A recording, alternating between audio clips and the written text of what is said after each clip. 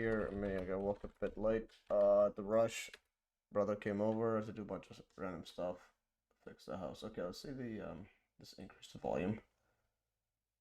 All right, how's the audio? Let me know how the audio is, and so on. We're gonna go over a Moray device and other jazz like that. See what we have here. Fix the house. Okay, let's see the this increase the volume. All right, volume's fine. Okay, anything's is fine there. We go hide teams. Oh, that's what it was. Teams goes out. Okay, so we hide the teams. Okay, yeah, so that's good. I think we're pretty much good to go. And also, yeah, here's the link to the threadcast. Let me know who's in the chat. Okay, we have 5 people already. That's pretty fast. Yes, we'll go over Moray device and so on. And apparently John Hutchison was working a lot on that. All right, and I'll say, can you all hear me on Rumble? I'm only streaming on Rumble and YouTube. Just didn't have time to set up the other stuff. Anyways, so there's the threadcast, guys. I'll be posting the link stuff here and there and so on. And I'm gonna open up the Hutchison. Yeah. So also want to make a heads up. This coming, I'll put this in there. Okay, that's good. Yeah, I'll do that. Yeah. So this coming next. Well, this Saturday is gonna be a we're gonna do the first ever MES 9/11 roundtable, hosted by yours truly and 9/11 revisionist. So it's gonna be on Saturday, and it'll be a Zoom call, and then basically people can join in, and basically we're gonna counter these the clowns at the Boston 9/11 Truth, and also 9/11 War Room, playroom. Yeah, so basically we're gonna counter these guys. These guys always have these calls, and then they banned 9/11 revisionists, so like pretty much every time.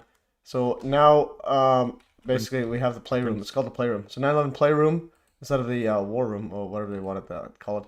So this is what they had. 9/11 war room. Change it up to change it up to. This is one of my better works there. I'll copy this message link. I'll put this in here. So peeps, I'll put this in the threadcast. So peeps know that we on this. Okay, someone messaged me saying thanks a lot. I don't know what I did. Okay. All right. Yeah. So anyways, and then yeah. So I'll put that there. What do people run the 9/11 playroom? This was yeah, blackmail clowns. This is a pretty good poll. I didn't even know I made this. Anyways, I'm just getting up to speed. I've been sick all week, and like I'm better now than last week, but my voice is just it's like off, and I've been like, okay, Rory the Matrix in the house, guys. Okay, Rory Matrix in the house. Yeah, and let's see. You tagged me a bunch of stuff. We'll go over those. But also want to go over. This person just said thanks a lot to I don't know who. Oh, this one here. 3 terabyte archive direct from the Maestro by Matthew's Associates. Yeah, definitely.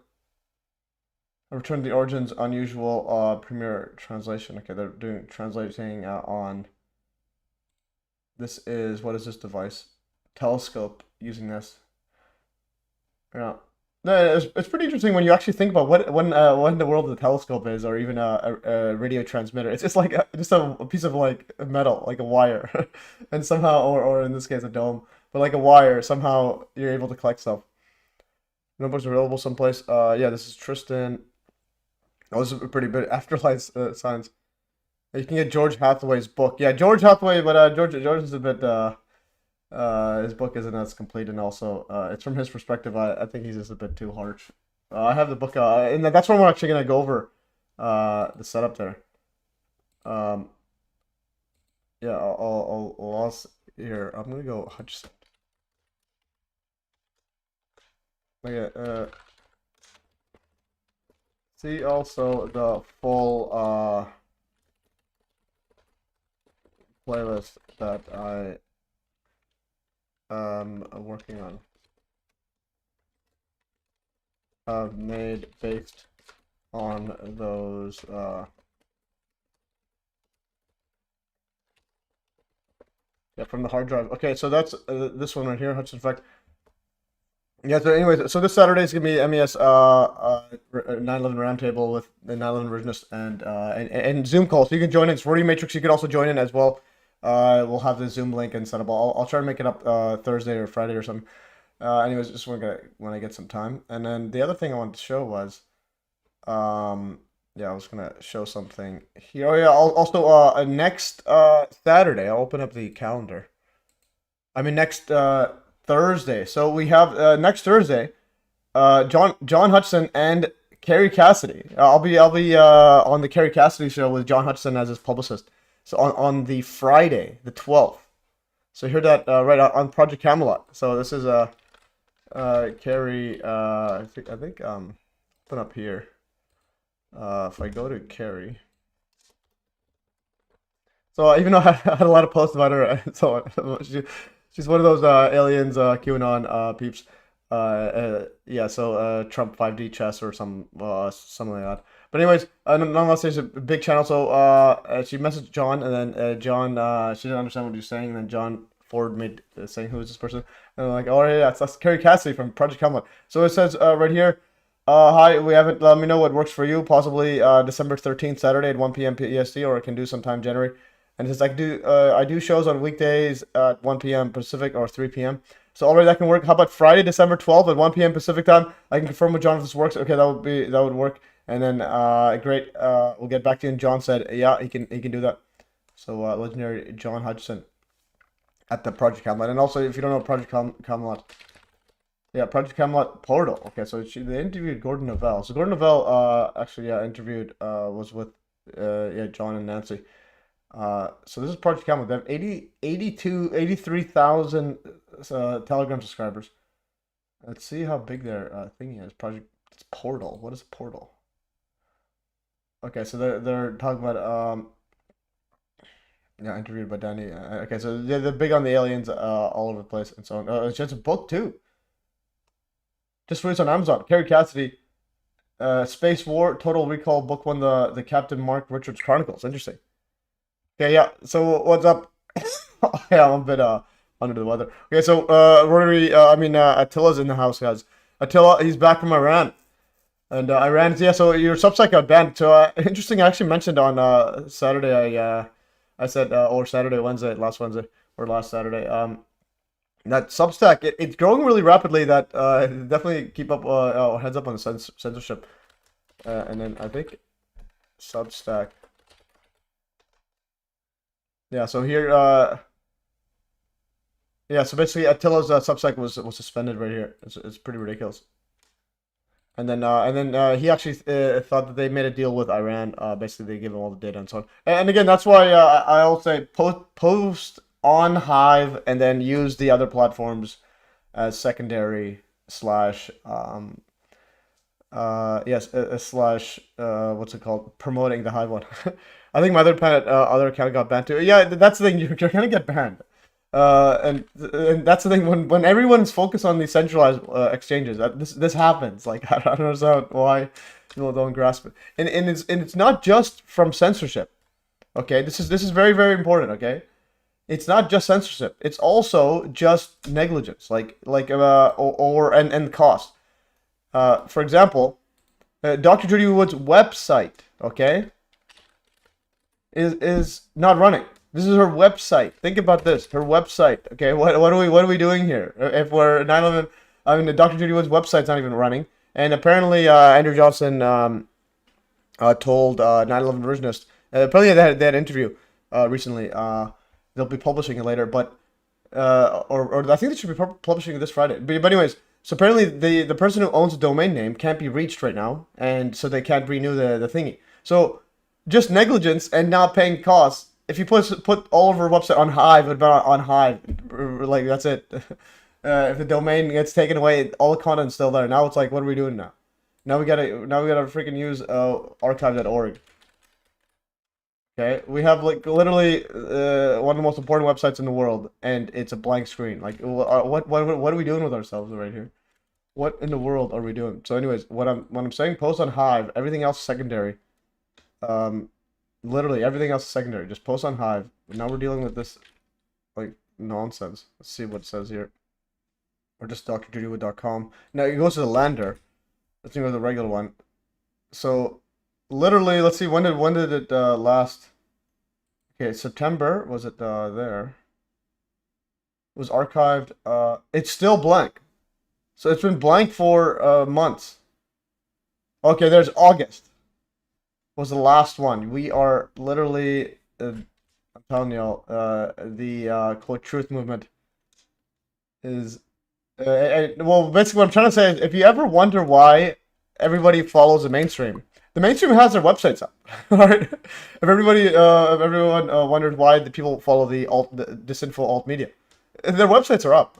Like, I don't know. So A911 Truth. Compare that with these absolute clowns. You go to that's AA911truth.org. Yo, Mabs in house. Like, anyways, this is so compare that with this. If someone in the let's say wakes up to realize that the 9/11 storyline is completely bogus, the mainstream one, they go to A911 Truth website.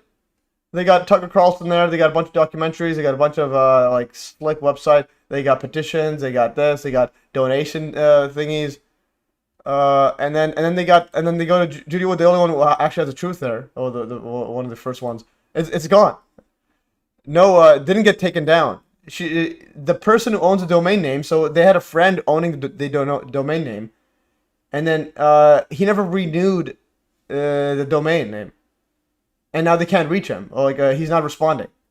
So it basically negligence on the part of basically everyone involved. Judy Wood, Andrew Johnson, and this person here. Like, this website should not be reliant on anyone but Judy Wood, or even if she just pass it on to me, because that's like somebody.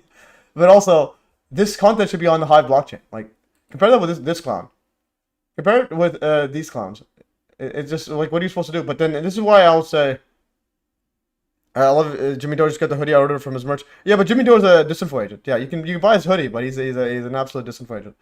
Well, because he pushes the yeah, well, he has on here, he has pushes A911 Truth, but also like I used to listen to Jimmy Dore when I was just like intelligence gathering, but you once you realize the patterns, it's all the same thing. Just cover the mainstream. They just cover the mainstream news angle from mainstream news from alt media angle. But then Dore had Ashton. When he had Ashton, it's like, what do you like? I cannot believe he had.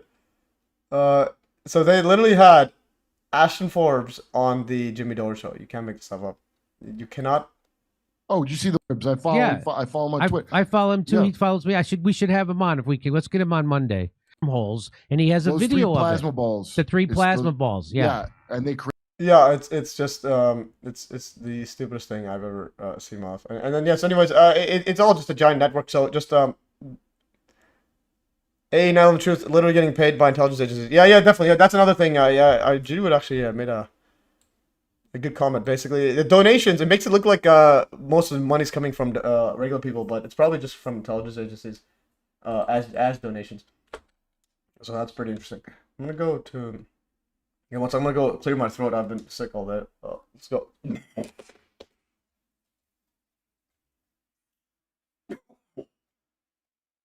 Oh man. All right, I'm back. Yeah. Anyways, so we got this call, and now compare that with the. Now we have to use the freaking archive. It's just we're in the Matrix, guys. We're.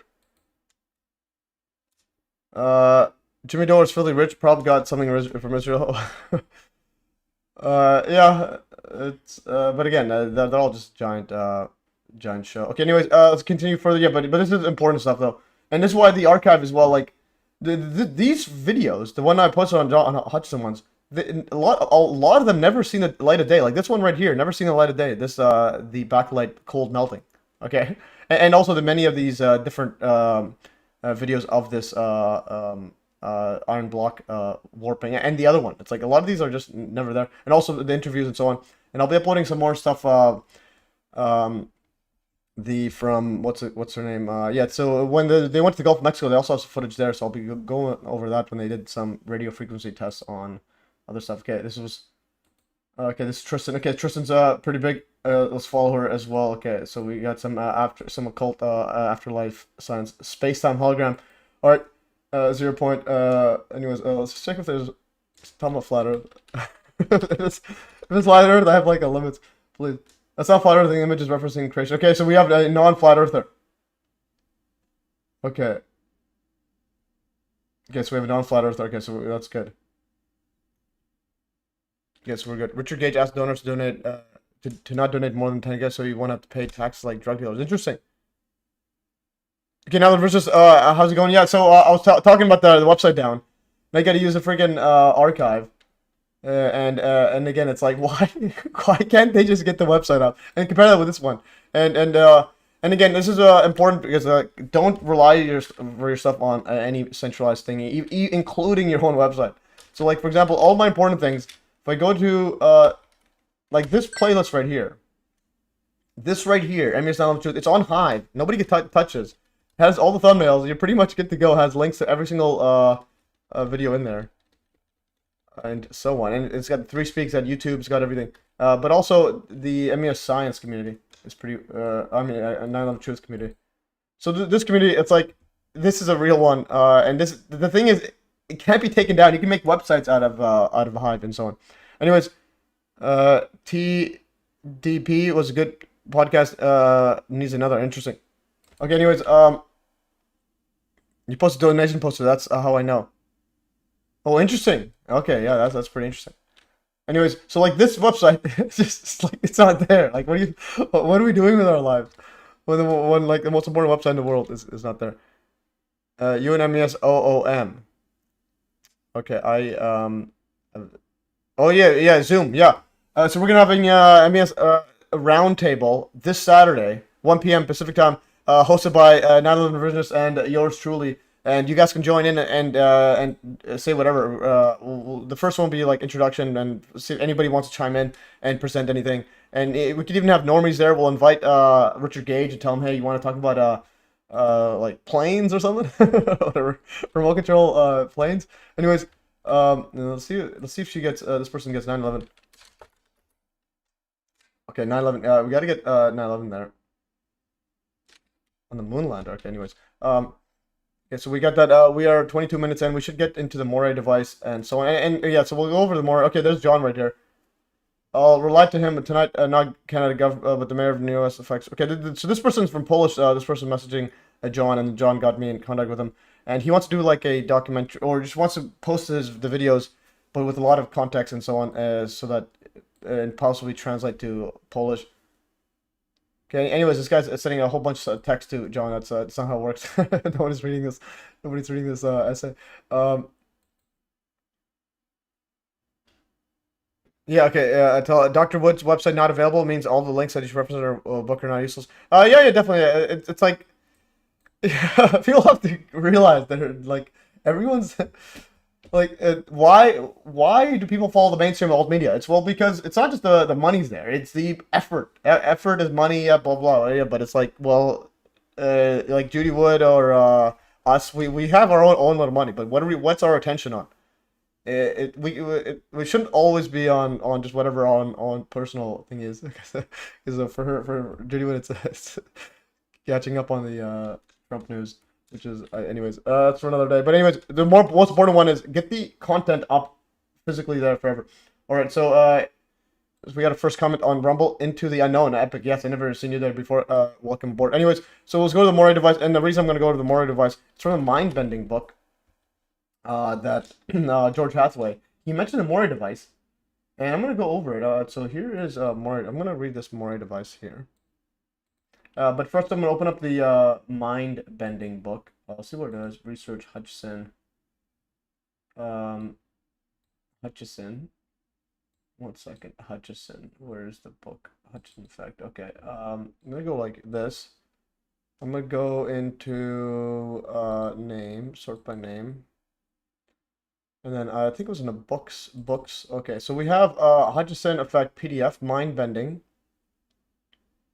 I think it's a PDF of that. Okay, so we have the book there. Okay, so this is the here's the book. There's a archive link to it. I'll post this on this setup here as well in Faircast. And this yeah, okay, so we post there. Anyways, yeah. So this is these guys are absolute clown shows. Okay, anyways, so mind bending the Hutchison files right here. So if you go search for Moray, and he mentioned right here. So John also stated that he had all the parts to make a Moray device, and would point out to us what Moray did to get his device working. This device developed by Henry Moray of Salt Lake City in the 1930s. I'm just gonna lower my desk here.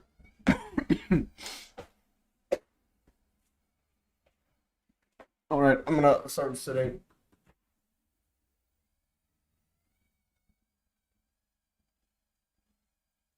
Okay, 9 version says, I forgot I have a barbecue in the afternoon, so I'll be beer goggle and touch. Oh, what, are you still in there, 9/11 versions? Are you gonna, or do we have to change it? Where did they shoot the director energy weapon from 9/11? Like, how would it even work? Well, I think it's interference of radio waves and microwaves and so on. So it's like, it's not a device, it's many devices interfering, which I that's what I think is, or at least several interfering at different angles. So you might have it all over the place, because remember there's water there too. You might even have it inside the, like a what's it called, the one of those submarines or whatever. And you might even have a cloaked aircraft like flying around, like literally, because these guys can turn. Remember, these guys can control hurricanes and turn towers to dust. All right. Well, and they can have a holographic projections. Well, what about like invisibility? So they can literally be around the entire area and firing a laser beam or firing whatever without you even knowing. But like they can literally be around the whole area, and might explain some of the orb slash witnesses saying that they saw a UFO. So like this guy right here, like where's the why doesn't it find it? Yeah, this guy right here. Like this guy literally says he saw a UFO, and I need to call him there. This guy said he literally saw a flying saucer, and then it's like, and the story checks out because he's just a random guy. Full story now. So, What? Queens, and gonna get out of there. So, I'm under the overhang of the gas thing. I see a couple across the street. They stop on a beautiful day, and they're looking up like this. And they're looking up. There's a guy on a payphone on the other side of the street, and he's just like this with the phone, and he's looking up. Like, what are they looking at? I stick my head out. I look. Oh, it was a flying saucer, clear as could be, dome shape with a row of black windows in the middle, just hovering there. And it was spinning, like I think it was going this way, but I didn't hear anything, but I felt it like a whir, whir, whir, whir, like that. And we're just looking at it, me and my girlfriend at the time, and because we were trying to get into the city, she had to go to work. I was going to my studio. We lived in Rockaway at that time, so I'm looking, and we're looking at this thing. Everybody's looking at it, and I had to go find my kids. So the people across the street, everybody had places to go. They, thing was there, came right overhead. It was right overhead. We had a black dot in the middle, and they took off. The guy put the phone down. He took off. I got in my van and I took off, left it there. And I'm thinking later on that night when I went back, I said, did I see what I thought I saw that day? I was like, that was a fucking UFO. That was a flying saucer. It was like, we didn't even think about it because my adrenaline was going. Yeah. Right, anyway, so the thing is, we got UFO sightings. Yeah, so there definitely is a component there. I mean, isn't this guy recalling the BS UFO clip that was used for conspiracy? No, this guy is telling about what he saw on 9/11. 9/11 witness said he saw a UFO. He's saying he literally saw it on 9/11 when he was running away. This is not that same guy that I think message here. Don't know if it's fake. No, this is the one that you said is this one here is a fake video. But this guy is recalling something about him. Like he's a witness, and I might call him. I have his number, and I found his name. His name is Peter Barron. So if you look at the original name here, they actually removed his. He removed his name. Full story now. So I think his friend removed his name. This video of us telling a silver UFO of black windows on island while we were under attack. I think this video is very significant because Peter and his girlfriend both saw UFO, and many others saw it that day. So many others saw it. And then initially he had his name. So then I looked at the archive.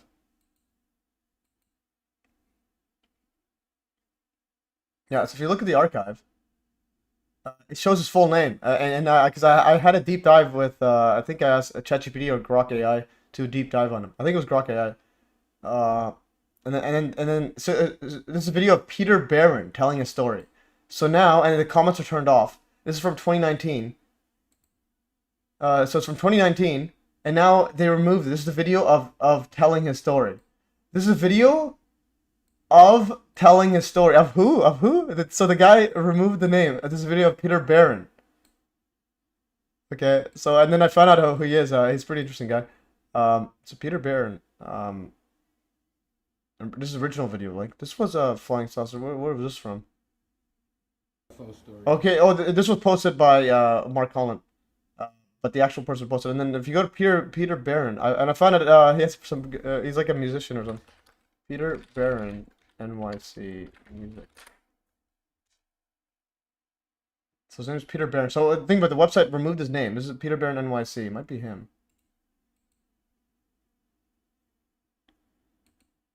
Yeah, so there's him. So he's a rock and roll guy. And it's peterbarron.com. So think of this way. His website's probably running. And Judy Wood's not. And his website's like super old. And it's still not. So there's Peter Barron in the photo galleries. Peter solo photos. So this guy here literally saw UFO, and he says a bunch of people saw UFOs, and his girlfriend saw UFO. Fun stuff on tour. Let's see where some fun stuff is. Okay, that's right here. So there's him in Japan. Okay, interesting. Why doesn't it just go with next one? How do I next? Okay, so there's him in Japan. So that is man, how do I see this? Okay. So this one, yeah, I don't know how to. The shortcuts are a bit off with. Okay, yeah, there's a bunch of nude outlaw biker. Okay, so there's a bunch of nude women there, in some sort of thing. Okay, that might be him. Yeah, that's him with a giant fish. So this guy right here, and oh, there's like a bunch of women in bikinis there at the concert. But anyways, so this is the guy that saw UFO, and he's carrying a giant fish. All right, so we literally got the UFO guy. So this guy literally saw a UFO, a flying saucer on 9/11. So this is kind of what I mean. There's a flying saucer. Everything checks out that this is probably real. Like I don't see any why he'd be faking it. And also the name, they turned the comments off, and the guy removed his name, but kept that it says video of, and they didn't even correct the spelling. They just removed the name. The guy probably said, "Hey, get my name out of this. I don't want people to know that I was the UFO guy." So it's literally, if you ask me, it's real. Yeah. So it's Peter Barron. .com.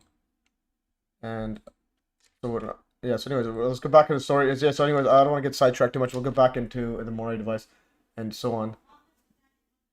In one previous live stream, posted an image of the UFO describing. Interesting. Yeah, possibly. But yeah, so again, this is quite wild. UFO. I'll go to the UFO one here. Or copy what? Copy message? I want to copy nothing. Okay, so we got that, and we got this. So anyways, so Peter and Barron's website's up. Judy Wood's website's not. Okay, so it's like, what are we doing, guys, with our live? Okay, yeah. So anyways, I asked that Proto Magic to join the live stream. Okay, so this guy. When's his last post? 4 weeks ago. Okay, so that's him. He's still party rocking. This guy does not give up. I mean, he does not quit after years. Okay. And who's this guy? I sent a link on Telegram. Okay, so I sent a link on Telegram. Oh, this one. U.S. Marine flying saucer encounter. And, oh, and it has holes in there. Okay, that's pretty cool. Joe Rath. Okay, it's epic stuff there. So there's the UFO we found. That's pretty. Is this a real photo? Is this AI rendering of this photo? That's pretty cool. Yeah. So basically, what I'm trying to say is, 40 feet, 50 feet. Yeah, so it's like when people say, where's the device at 9/11? Well, it's we're talking about like world defying stuff, and the thing is, we're talking about stuff we have no idea about because we don't actually know what we don't know what we don't know. So what if it's even mental? What if it's a thing they put in their mind and they're just controlling with their sort of like? But anyways, you can use your own guesstimations on this.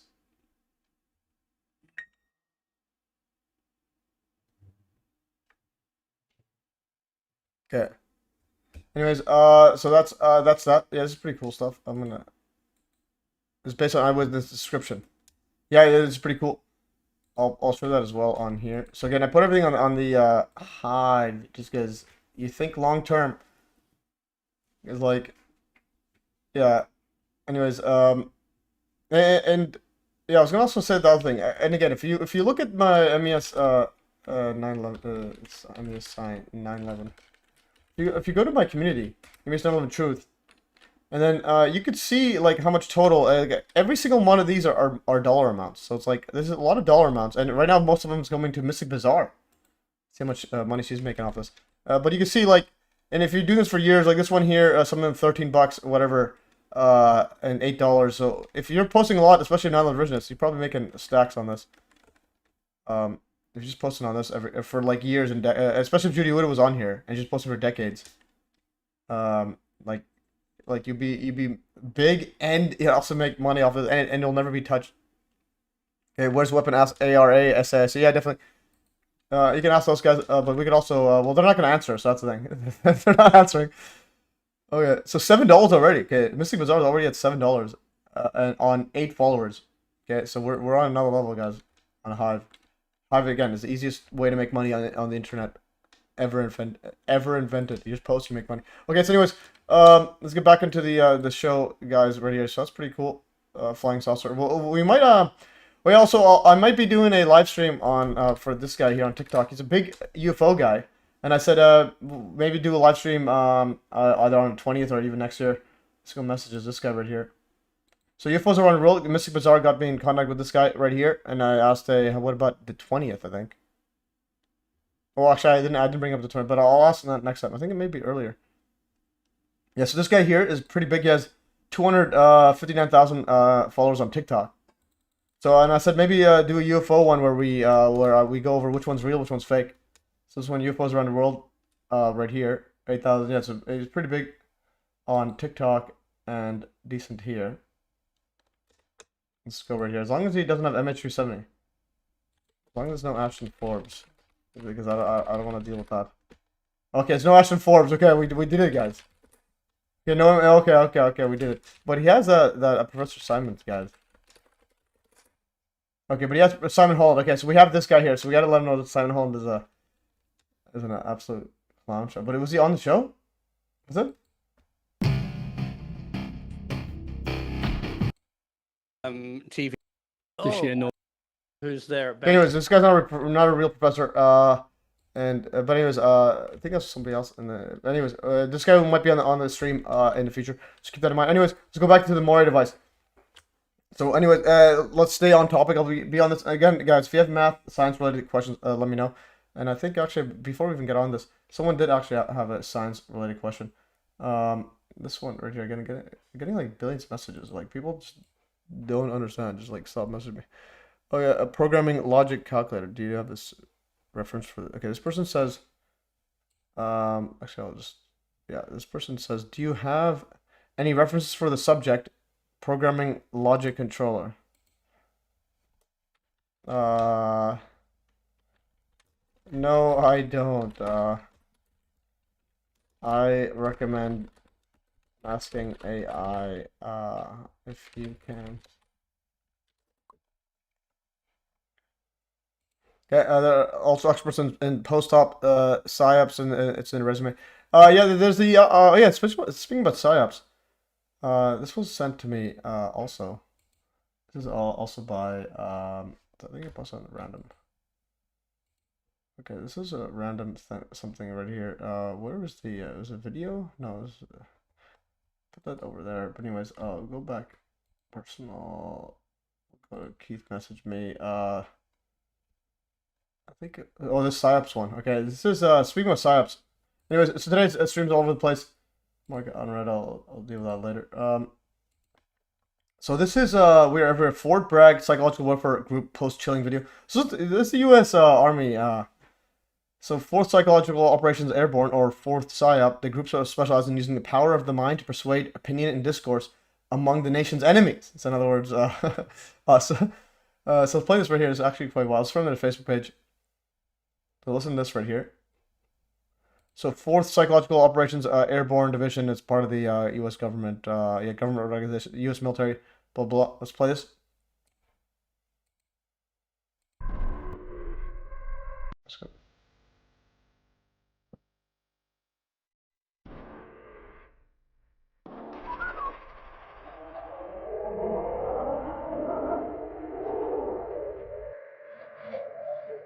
Goddamn army.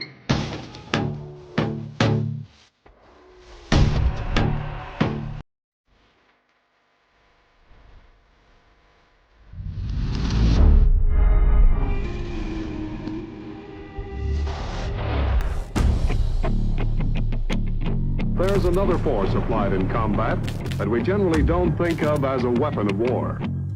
That weapon is words. Words are weapons.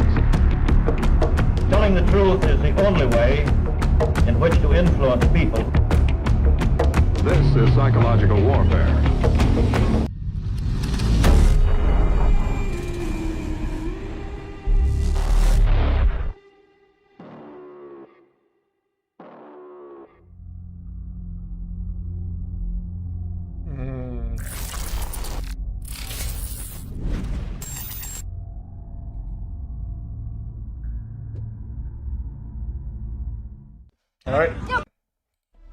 All right, so that's some epic graphics there for this PSYOP. Yeah, you're right. A bunch of murderers and mercenaries. Yeah, definitely. You get to see the symbols. Yeah, that was cringe. Yeah, but I was also like, these are the guys that want to like kill you. These are the guys that are like, probably Richard Gage was a flunky from there, and they're like, all right, I'll do the low level, now than disinfo. Lightning Bolt is a double S and runes, probably linking them with Nazis. Interesting. Yeah, definitely. They're all a bunch of Nazis. Okay, so join PSYOPs. Okay, so anyways, so join the PSYOPs division there. And Bright Daylight was no shame. And yeah, it's not just them. Canada also has a PSYOPs division. Let's go to Canada PSYOP manager. So, so Canada has opening for a PSYOP officer. This course is designed to produce psychological operations PSYOPs officer capable of performing the duties of PSYOPs officer in both tactical and operational. Like, what do we do, PSYOPs officer? I should apply. Like, okay, they're like what? Yeah, I'll apply as a PSYOPs. Like, I have a decent following. I could influence people. Be like, 9/11 was actually done by by cavemen, by Arab cavemen. But the number 88 is all over the army too. Yeah, definitely 88. That's like Trump's number. Especially when you put his number in gematria. Anyways, okay, let's go back in the show. I'm gonna close some stuff. We're going over the Moray device, and yeah. Also, yeah. Again, before I even go further, this is the thing I'm working on right now. I'll be uploading it maybe tomorrow or tonight or whatever, whenever. This is the John Lab. So I did, is a 10 gigabyte video, my goodness. So I videotaped HD with my phone. So 3.5 hours. You can see John running some radio transmitter stuff when I was there with him. Yeah, he's doing a whole bunch of stuff here. I'll be uploading this. I'm going to go over this. I'm making a nice video. And so there's John in his lab. And I think nobody's ever done a video like this ever before in John's lab, doing like experiments, just all random ones. And just getting to know John, but also, yeah, learning from John. He's like dropping bombs of knowledge on here, and he's like touching his electrostatic stuff, and so on. And I also use this RF heater. Absolutely amazing. This RF heater literally heats up my hand, but this thing is cold. This is like some 9/11 tech. Higher frequency stuff and anything microwave because it can cook you too. Yeah, but I think it's just using RF now, but it's high voltage. Yeah, this is high RF, 27 megs. Okay. 500 watts. Oh, when I get closer, I think it moved up. Look at it go up. Oh yeah. Well, when I go here, it moves it. Or am I the antenna? But yeah, this is a weird feeling. It's like the weirdest feeling. It's like we're in a microwave oven kind of, and so it's hot. This thing is not hot at all. No. Yeah. And you said this is an antenna, or what is it? These are broadcast antennas.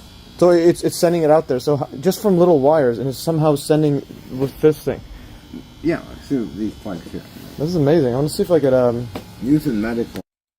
Okay, we're gonna be doing some grows my hair again.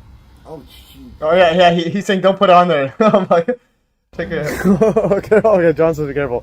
If John says be careful, I'm. Yeah, I was using it to see if I could grow my hair, but anyway, it's the weirdest feeling. Like the whole hand's like heating up, but the thing is just cold, like room temperature, but like just my hand's heating up. Like what planet am I on? All right, that's some 9/11-ish. Okay, we went over some this stuff. We went over a bunch of documents. His pants are next level. Okay, there is that. Oh, that was Jack Hawk there. Okay, we went over a whole bunch of stuff here, and we showed the antenna. We listened in on stuff, and I want to show the part where here again. It's 3 hours. Here's me. So I was driving in with the radio on, and watch what happens when I get closer to John's bubble house. Place right here.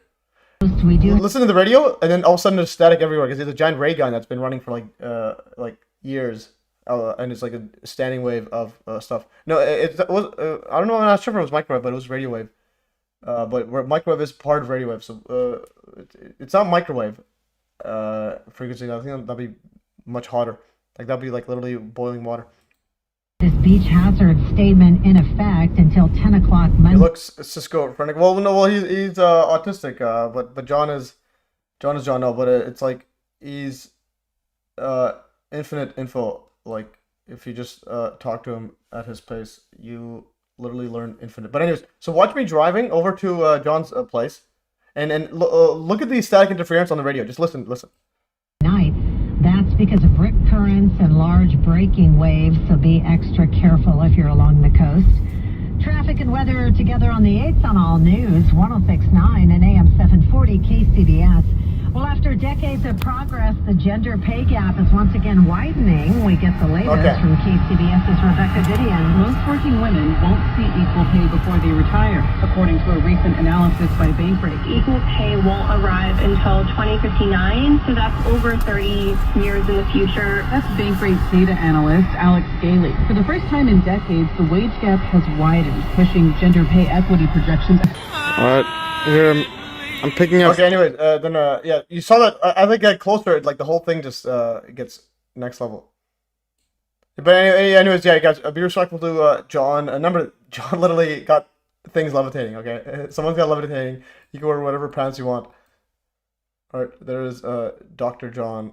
Okay, and this was a like a Geiger counter and so on. It's pretty amazing. So you can detect what's it called, cosmic rays, and also when you get closer to the static machine, it like blows up. So again, this is pretty epic stuff there. And John made that himself. Well, the tube was given to him, but he made everything else. Okay, and there's the Geiger counter. Anyways, we can go on and on this. The guy's got infinite info, went over a whole bunch of stuff here, and so on. And interestingly, he was in the news. The first time he was in the news wasn't even this was a gun, but he thinks it's a Hudson effect. So the first time he was in the news wasn't even about Hudson effect. It was actually, but it was similar. Anyways, keep going. A lot of stuff here, and then here's the ending of it. It's pretty cool. Oh, and he has one of the best. He gave one of the best samples to Nancy, I think, as a wedding gift. Instead of like a ring, he gave her this. Nancy's like John doesn't give wedding rings, so he gave her this one, and she found that. But this is the best one here. A while ago, nothing works on it. Yeah, but yeah, I'll include this in the footage too. I know it's coming. But you see that? That's actually ridiculous. This is like a scissors, perfect, like no cut marks, perfectly like looped like a spaghetti, and not broken off.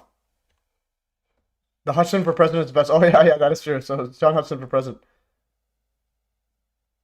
Yeah, the way he's explaining the experiment. Yeah, no, the guy's like he literally is like automatic. Imagine you're doing something for forever. It's kind of like if you go to Messi or a basketball player like LeBron James, even if he's like 80 years old, he's still gonna be able to shoot exactly or play exactly as they were. So he's been doing this every day for like his entire life. So he's like an AI, knows exactly. And there's John, and there's them climbing over. Oh, I had some weird graphics. There's me and anyways, it's gonna be pretty epic. Once I upload that, I'll go through it all and make timestamps and so on. So it will be quite the show. All right, and I'm gonna start standing and what else? Yeah, I'm gonna actually go drink some water quickly. And then I'm gonna drink some water, and then we'll go straight into the nitty gritty and some coffee.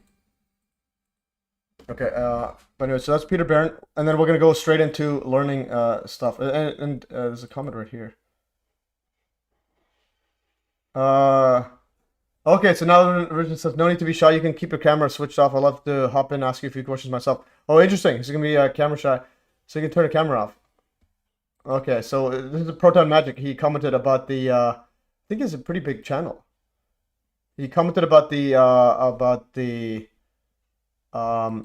live stream last week that I did with Alan Force on the JFK and so on. But this guy's saying that he thinks it's all he thinks that JFK fakes his death, which I wouldn't be surprised to see the JD Tippett part. that's just I don't even know what to make of it. That's just ridiculous. But he has a pretty big following. How come he doesn't show how many followers I have? But this guy's pretty big. But he goes hard against Mike Eden though. So that's but again, yeah, Mike Eden's probably got some skeletons, but yeah. Anyways, it's good to pressure people.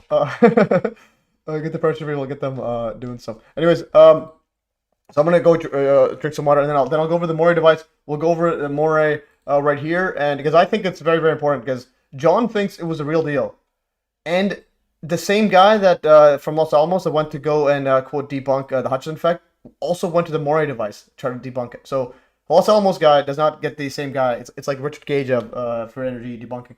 All right. Anyways, I'll be back, and I'll play something while we're doing stuff. What should I play? I'm just gonna play some of the I'm trying to think, what should I play? Okay, I'm just gonna play that video again. I'm gonna play some of this video, and I'll be going. So you can see him explaining stuff. I'll see which was the best one. Oh, some cool stuff here. Okay, I'll go to the one where me and him are outside, and then measuring stuff, static, using his giant. Or using his ham radio. I think we were talking across the West Coast. Okay, there it is. But apparently AM is what he picks up. Make it AM now. AM. Oh, it's different. Okay, I don't know what those do. But yes, apparently the ray gun is AM. Okay, so I'm recording now. So yes, apparently the MW is medium wave. That's the AM, right, John? Yeah, medium wave. Okay, so that is the. and then that's the one you tune it, and you should pick up some tunes. You want to tune that to the exact one? Is that it? Let's see. Yeah, I'll do that. Tune it to the exact one the ray gun's on. Right, like that. Yeah. Turn the volume up, which helps, I guess. Yeah. Okay, so that's the and what radio? So basically, AM 550, 575, 600. Yes. And you said it has subharmonics of different ones, but around 580.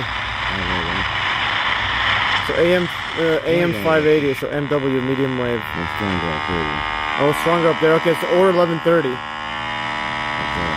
Okay. Okay, so 1130. Yeah, so that's about 1500-ish or 1400 around there. AM. So I'll test that on my car. Yeah, sort of sideband stuff. Okay. Okay, we are back on. Yeah, so these ones here. Oh, these are short waves. Okay. Yeah, short wave. So medium wave would be the AM. Short wave is like microwaves, or what do you mean? HF bands. HF bands. And what do normal radio stations like broadcast? They don't broadcast that? Like what? No. That's to open the ray gun. These are short wave, which you pick up ham radio operators, signals, and weird stuff like that. Okay. And Yeah, and another thing you said, this is the transmission. You said it goes to this one detects things that this can't. And yeah, it's 27 megahertz. It can actually show you how that. This one 27. Now, when you said is like 1500 megahertz or 10 kilohertz. Oh, this one is 1600. About a mega and a half. Well, this one is 108 megahertz FM, and then 1600 kilohertz.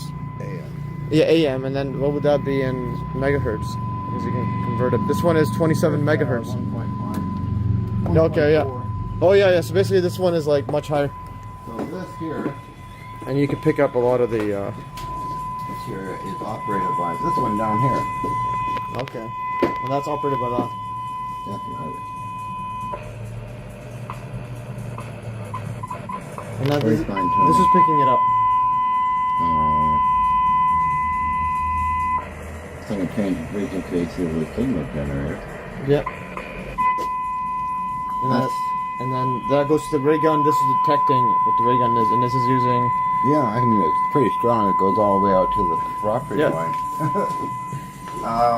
Which I can show you. Okay. All right, I'm back. All right. Anyways, so hopefully you guys enjoyed some of that jazz. So, Attell says, Norman, are you going to interview Andrew Johnson? Yeah, you know, he actually interviewed him, I think, a few days ago or last week. I think he said he'll be uploading the video on Friday, if I read it correctly. Anyways, continue further. Okay, so I'm going to start reading this again, and then we'll go over what the Moray devices, because I think something very interesting is going on. So, John also said that he had all the parts to make a Moray device, and will point out to us what Moray did to get his device working. This device, developed by Henry Moray of Salt Lake City in the 1930s, is an archetypical example of, quote, free energy devices. It is claimed to have produced up to 5,000 watts of high-frequency power using only energy drawn from a long wire antenna and a good ground, and a good earth ground. So in some tests, apparently even the earth ground was not required, as in the tests on the onboard aircraft. Alex was slowly introducing John to more energy devices in the hopes while John was not working on his own experiments, he might be able to shed some light on these other intriguing devices. I sent John information on several free energy devices, notably these ones here, German Han, as well as the End Machine by Bruce Palma. Alex provided John with a sample mineral. Anyways, I'm going to go more to the Moray. The ones it's just interesting. Okay, and so now there's at the Los Alamos, this guy right here, Bob Freeman. So this was the quote debunker. Let's see what he says right here. This is what George Hathaway is talking about him. So Bob Freeman was clearly the most skeptical of the group. He was apparently the main man that Los Alamos would send to debunk claims of, quote, free energy when Los Alamos was asked to pass judgment. He was continually trying to question me as a lone engineer scientist on our team about the specifics of the operation of the apparatus, and in particular how. I mean, there's a picture of Moray and his gizmo. We'll get to that. We'll get to that. I'm just reading. I'm giving you the context why the thing is, I haven't even looked. I've never seen it either. I've never seen the Moray device. I'm just saying. I was reading because I'm reading this book right now, especially when I was on the flight. I had the book actually. I bought it. I bought it and now yeah. One second. Where's the book? Where's my bending? One second. Where is the mind bending?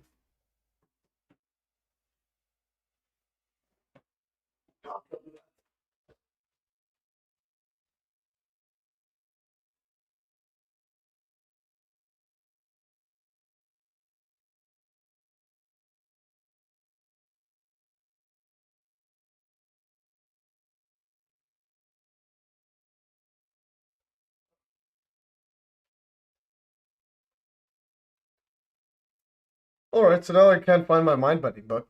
Yeah, so anyways, so I've never seen the Moray device. I just the reason I did this stream is to force myself, but I'm giving you the context why I think the Moray device is real. So like imagine I never looked at the Hutchins effect, but I'm like getting you the context of why I think it's real based on all of the things. Where's the book? I had the mind bending book. I have the book, but I don't know where it went. Mind bending.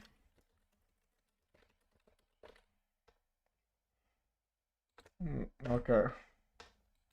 Thought it was Hathaway. Thought I ordered it. Okay, I'm gonna go with Thomas Vallone.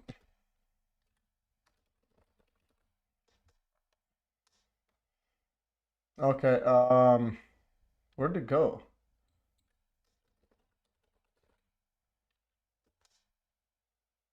Okay, this is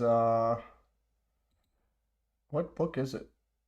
Okay, this is Vallone, yeah. So he said buy mind bending. I ordered it. So why didn't I put the book there? So why isn't it just find this? Oh, I think it's just I need to scroll way down. Hathaway book. It's not there. Like I don't know what I thought I posted it. So 1 second, I need to find this book on here. Book.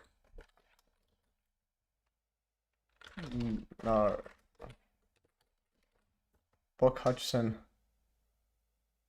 Okay, so I never posted it, but I ordered it. I literally have the mind bending book. Once I'm gonna check one more time.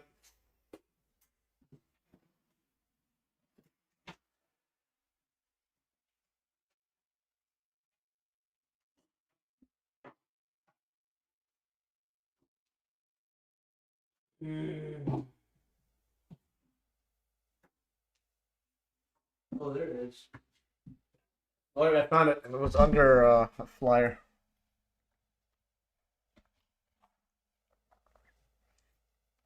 Okay, the assistant was paid by government agents to spy on Moray and still knowledge, still his quote knowledge. Then when he couldn't, he destroyed the device. Anyways, so here's the mind bending book. Yeah, so it's book. It's from what's his name? George Hathaway, who has witnessed some of these Hutchison effects in person and was John's partner, and so on. But anyways, and apparently he has cancer now, so prayers up.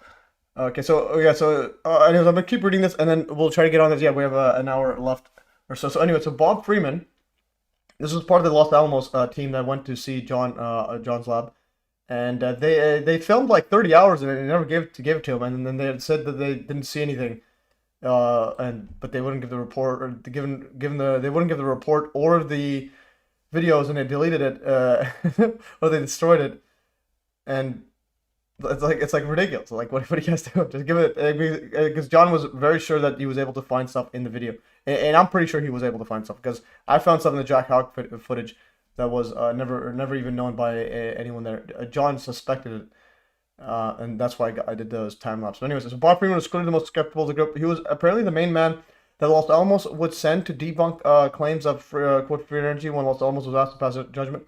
He was continually trying to question me as a lone engineer / scientist on our team about the specifics of the operation of the apparatus, and in particular how I thought this extremely low energy apparatus coupled to the Earth's gravitational, how it coupled to the Earth's gravitational field. In other words, anti-gravity. To him, the equipment was completely unimpressive and looked as if it was on a loan from a museum. He wanted to know our educational credentials and what theory John or I had come up with to explain the effect. I had not developed any such theory, but suggested that some possibilities existed in the work of René Louis Vallée and others, including even Tom Beard. We were sinking fast in the estimation of Bob Freeman. When I was not able to provide a detailed explanation of how the various electric and magnetic fields interacted and why, if they acted individually like normal electric fields, they could collectively create the effects, we hit bottom. Freeman was convinced his experiment was a sham, and just another in a series of failed experiments designed to waste, quote, serious scientists' time. He explained with obvious delight how the famous, quote, free energy device in recent history was actually a fraud. So here's him trying to explain Thomas Moray, Murray's device, but this guy's explanation is one of the most baffling, like the worst. Anyways, this is a famous case of Thomas Henry Moray of Salt Lake City, Utah. See also chapter 1982 above. Who had perfected a series of devices in the 1930s to 1950s.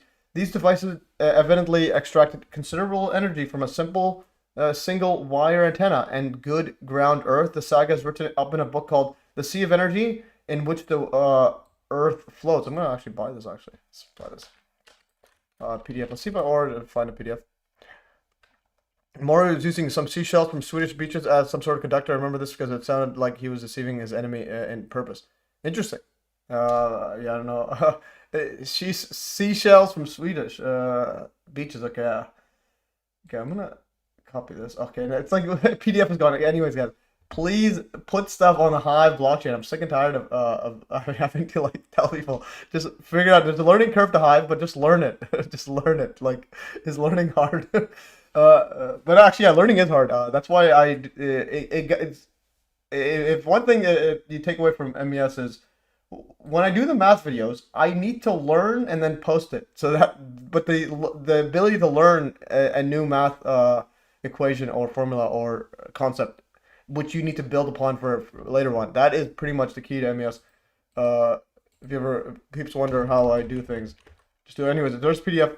The Steve Energy floats. So, and we'll see some photos in here. Yeah, so that's pretty cool. Okay, so we have this Energy Moray. So the archive website, no, is good, but again, it's centralized and they can get sued. They can do things their own way, and they can get shut down and blah blah blah. So, and they can censor as they wish. So don't trust that. Anyways, I'm gonna click right here.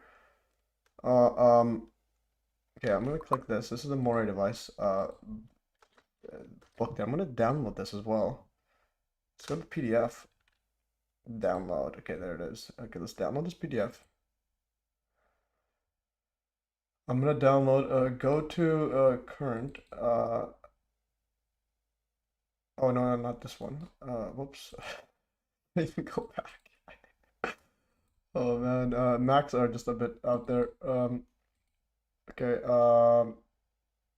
119 kilobytes. Interesting. Okay, so I'm gonna, and I'll save this one here, and I'll save this also there.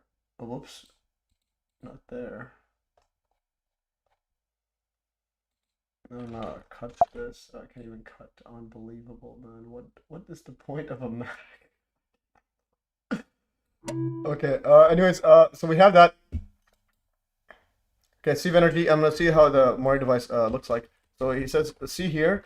I just want to see how it looks like, because again, there shouldn't be this much text when the idea is literally just get some photos, get some videos. Okay, he's got some equations and so on. Pepe's Tesla papers. Okay, so we got Tesla papers, Ohm's law, blah blah. We got equations and so on, and all that jazz. Okay, I just want to see what the Moray device is.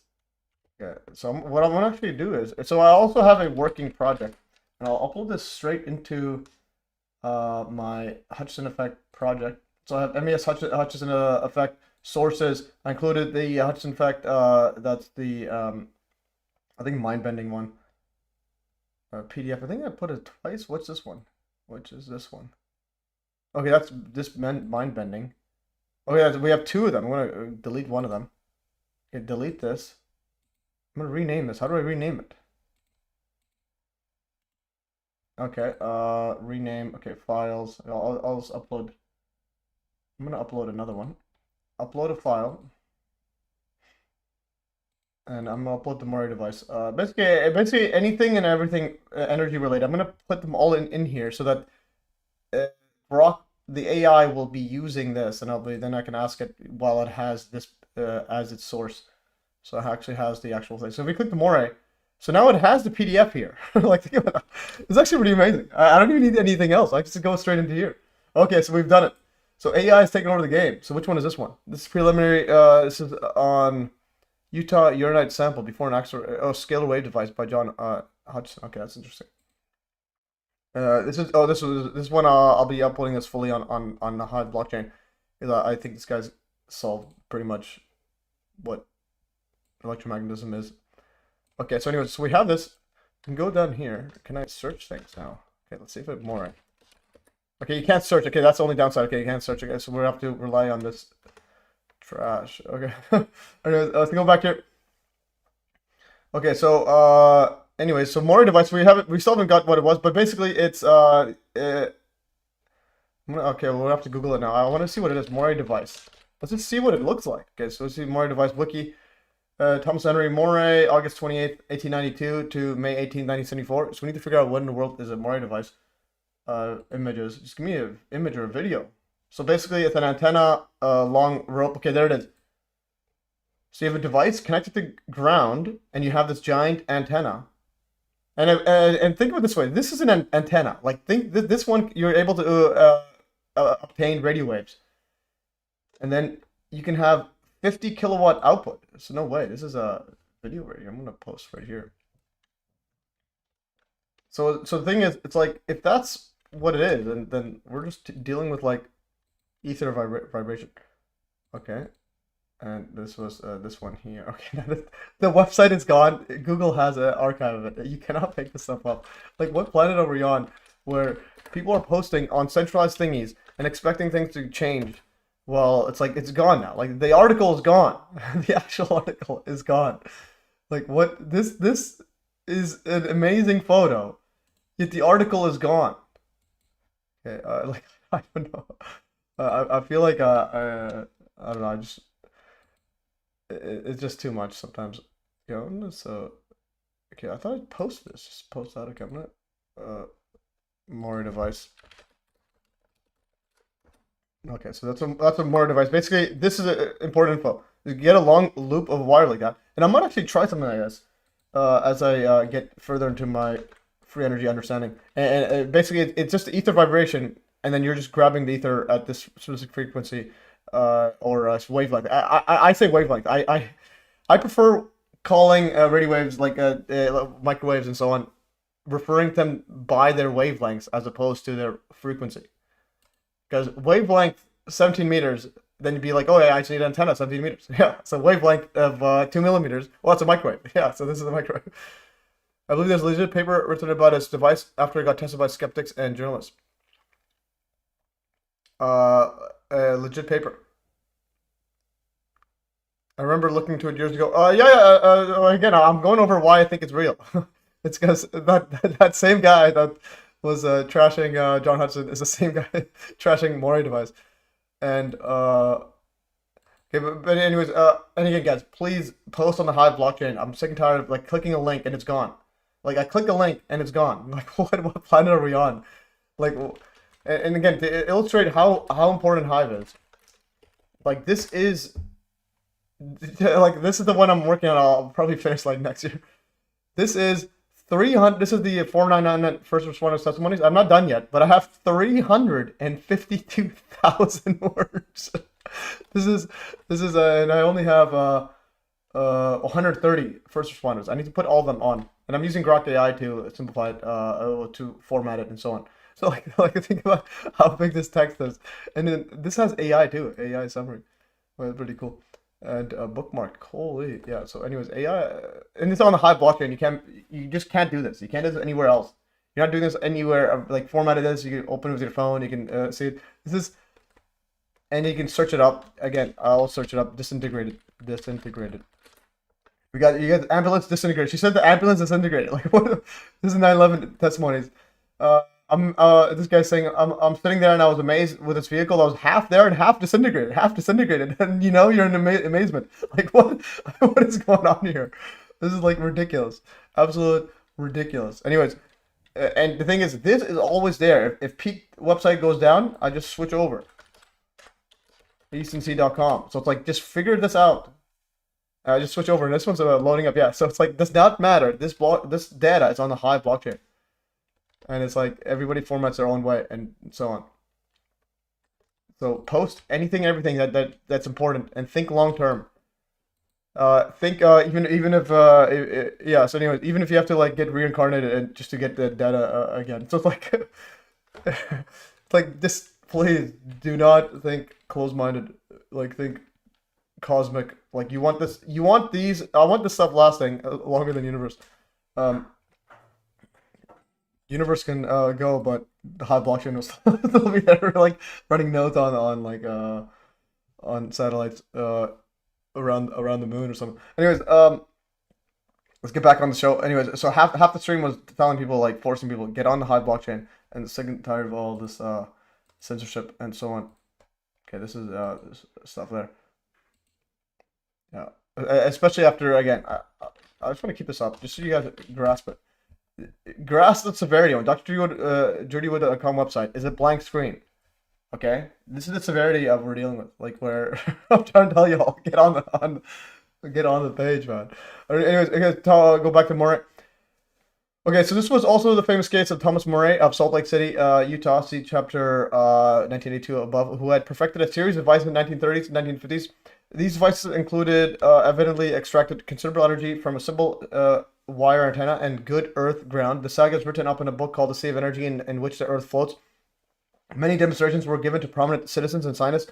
One of the most important for validating the operation was carried out in the Utah desert. Evidently, Moray had asked the witness to choose a spot at random in the desert for demonstration, and the apparatus was loaded into a car and driven to a spot randomly chosen by the witness.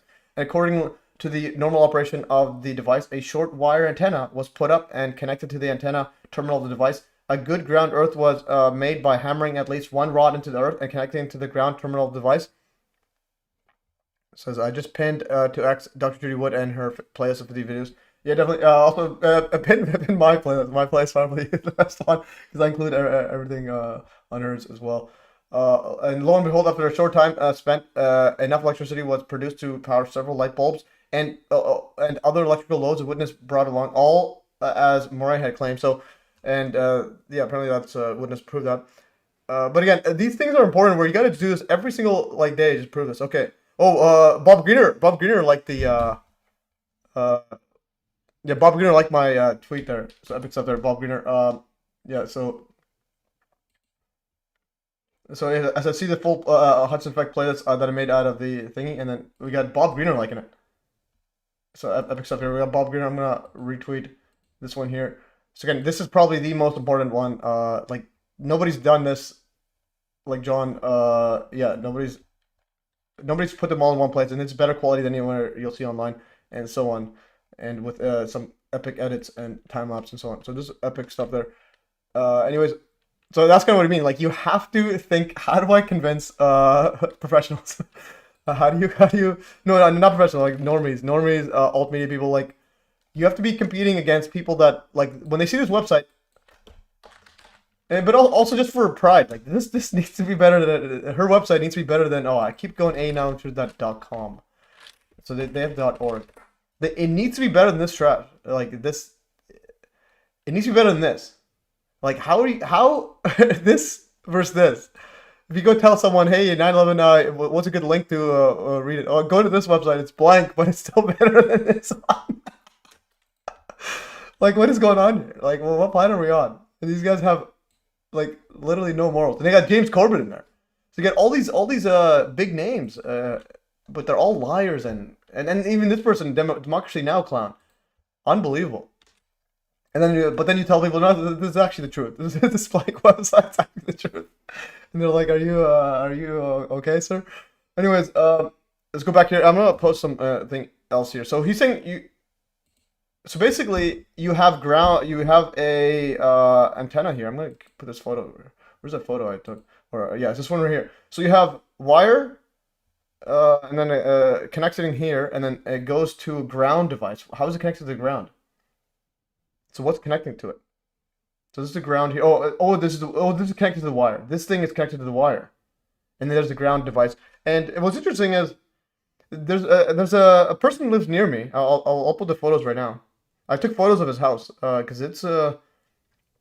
he has a bunch of antennas, and I'm like, I might ask John, like, what are all of these? Okay, Moray showcasing this device. Okay, so we got a post from Attila. Yeah, let me know whenever you post stuff. I'm gonna just show you something I showed here. Okay, this guy's house is wild. Okay. Yeah, so I just posted this right now. Oh, that was the moon. Wrong one.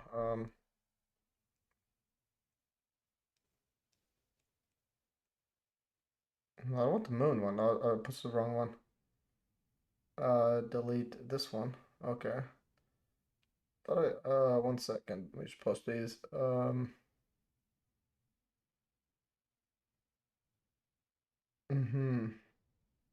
Yeah, that's the one.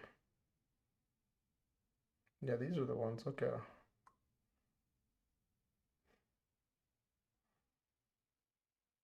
Okay. Yeah, these are probably good enough. All right. So if I go right here, so I just posted these right here. this was yeah. So this is a person who lives near me. Why isn't it opening? I can't even open. I can't even do anything. Like what planet are we on? Looks like a mini harp. Yeah. Okay. So like, why isn't it? Okay. Yeah. So okay, this is pretty cool. So there's a wooden solar maze that Moray demonstrates his radiant energy machine in 1936, and I definitely think yeah, the radiant stuff was yeah, because you're basically vibrating the ether. Well, I mean the ether's vibrating, and you're just picking it up. You're literally picking up specific frequencies based on your thingy there, and just connect it to a good ground, so it vibrates really good. So you have infinite energy. So this guy's got a little like a giant antenna there. He also has this one right here, and he also has another long one. Where did I take? I think he had. Oh yeah, this one right here. See, it's hard to see this one from here, where my mouse is, all the way across. Yeah, it has it all the way across there. Yeah, that was a hard one to see. But yeah, I think it was yeah from here or something like that. Okay, where does he put it? Yeah, I should take a better photo of this one here. So this one right here has one. It goes. I think it goes like it loops around. I think it's how it loops around. I'll have to see where it goes. But anyways, so he has a giant antenna there, and he has one here, and he has this little thingy here, right? And yeah, and he has some epic stuff. So I should actually knock on his door and ask him, hey, like, are you developing is that a Moray device? Are you getting some free energy? Can you hop it on? But I'll see. I might have to do this hand sign like this. Maybe he'll know. Okay. So you're a free man. Let's get in here. Anyways, so that's the Moray device, and this is look right here, showcasing this device. Okay, so we got a link right here. Okay, new energy. I'm gonna start sitting down now for the last little bit. Okay, Moray.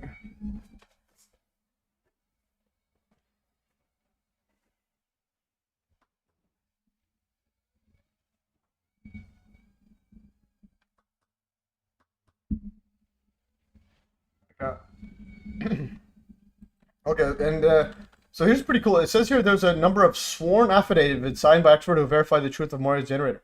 Okay, so that's pretty wild. Okay, that's great stuff there. I'll add this to the links right here. And also this on the Hive blockchain is on Threadcast, so these things don't get deleted. You can't delete them. That's the thingy. What I like. Okay, that's pretty cool. And that's a HD photo right there. Okay, so yeah, let's post this right here. Okay, epic stuff there. Anyways, let's go back to the mind bending. Yeah, so anyways, so Freeman, so Bob Freeman, the debunker, Los Alamos debunker. Let's see what he says. Freeman, however, related that unbeknownst to the witness, Moray had secretly outfitted a welding truck with a gas or diesel power generator by producing large electric currents through the ground. So he's saying this to some guys sending a bunch of electricity through the ground. There must also have been a silencing device. So he's saying it's got a soundless explosive. So this is some Richard Gage type stuff. He said there must have also been a silencing device on the engine. So he's saying that there's a diesel power generator with a silencer on the day of the generation, and then that was like sending electric current to the ground.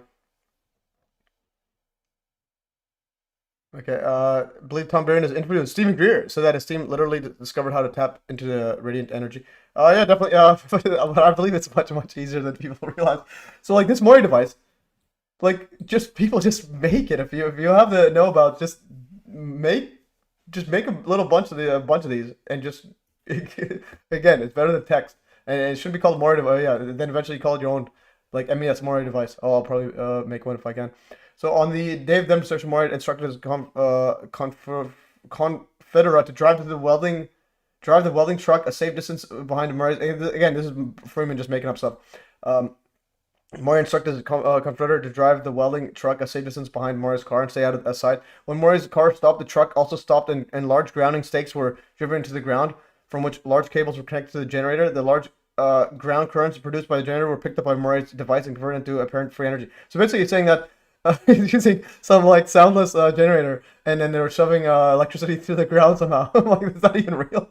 And then George Hathaway says, I personally doubt the accuracy of the story, and as an electrical engineer, I find it hard to fathom some technical aspects of the explanation, including the demonstration aboard an aircraft. All right, so basically, and it's also on an aircraft, so what's going on here? Anyway, let's go to the Moray. Let's see more of the Moray, and then we'll go over exactly what it does. Okay, so John says all the device for Moray device. This is Moray device. Okay, let's see what else on the Moray.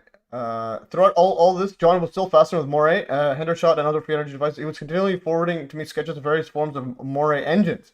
I had invited the French physicist René Louis Vallée to speak at the first international symposium in Toronto. He explained his theories about how electron-positron pair creation from the diffuse energy of space, which we might call, anyways, a 0 point. Where's the Moray? Okay, he wanted describing making a 5-pound device, perhaps crystal converter, producing 100 microamps with no coils or antenna, and being the result of his investigations in the Moray device. So the crystal converter that John was working on is literally related is because of his research into the Moray device. Moray. Interesting. So much Moray. Why did he put Moray 5 times? Like, what is this guy on? Oh, that was a link. Those are links. Is there any more? By son John E. Moray, who now also calls himself the author of the covers available on it is. We're to follow a search for earlier editions or other online to learn more original details about the inventor T. Moray and his free energy. Okay, so apparently his son, John E. Moray, now calls himself the author of the cover of the book. So basically saying, look at the more early ones. And his free energy discovery. Okay, so we got Moray device. So now we got to go to Moray right here on the wiki, the mainstream ones. So, and he has a patent of electrotherapeutic device. Okay, so Thomas Henry Moray, died May 18, 1974, born August 20th, 1892, was an inventor from Salt Lake City, Utah. He received U.S. patent right here, electrotherapeutic device, in February 1949 after a process of 17 years in discussion with the patent office. So 17 years, and he finally got accepted for his therapeutic device. Okay, and then let's see what he says right here. This is pretty cool. Moray device. These are the drawings. Okay, I hit this. Okay, maximize is not bad. Okay. And what does it do? It relates to electrotherapeutic apparatus. Applies to applying electrical, radioactive, and other radiant phenomenon therapeutically. Interesting. This guy's on something. The invention is primarily concerned with the use of high potential or high voltage, high frequency or low wavelength electricity through, though not, or a high frequency, I think it's alternating current, or I'm not sure exactly what he said, though not necessarily limited thereto, in conjunction with radioactive and other types of electronic and radiation phenomena. So again, so John Hodgson has a radio active element in his Hodgson effect. It's like inside a copper tube. It's like a non-dangerous one, but has it in there, and he thinks that's necessary. Okay, so basically he's got some therapeutic stuff. I'll include this as well. Let's go minimize. Okay, so let's go back now. How do I exit this? Is this exit? Okay. That's pretty cool. So he's a therapeutic device. And I'll post this right here. Okay, I'll close this. Okay, what else does he have? During the 1990s, Moray worked in the emerging field of radio after hundreds of experiments designed to improve radio reception. So he's actually worked in radio. Moray claimed to have discovered a source of energy transmission apparently available everywhere using advanced ideas in solid-state detectors. He developed a power source which he claimed to produce 50,000 watts by early 1930s. Dozens of people had reportedly witnessed demonstration of the technology. In 1944, Moray was paid $25 a day by a Rural Electrification Administration to perfect the system of drawing electrical energy from out of the atmosphere. He claimed his invention produced electricity with no exterior input of energy. The primary component of his device was a non-heated vacuum tube. Okay, so last week I didn't even know it was part of the vacuum tube. So non-heated. At the time, vacuum tube had heaters built inside.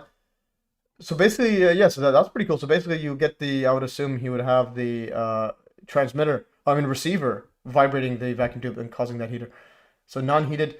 At the time, most vacuum tubes had heaters built inside. The patent office refused to grant his patent. Refused because they claimed that any vacuum tube without a heater would not work. He was never granted a power for his power supply device. He did have other inventions and was able to obtain a patent for one of those, the electrotherapeutic device. So and they don't even trash him. They just say, oh well. A lot of people say demonstrated.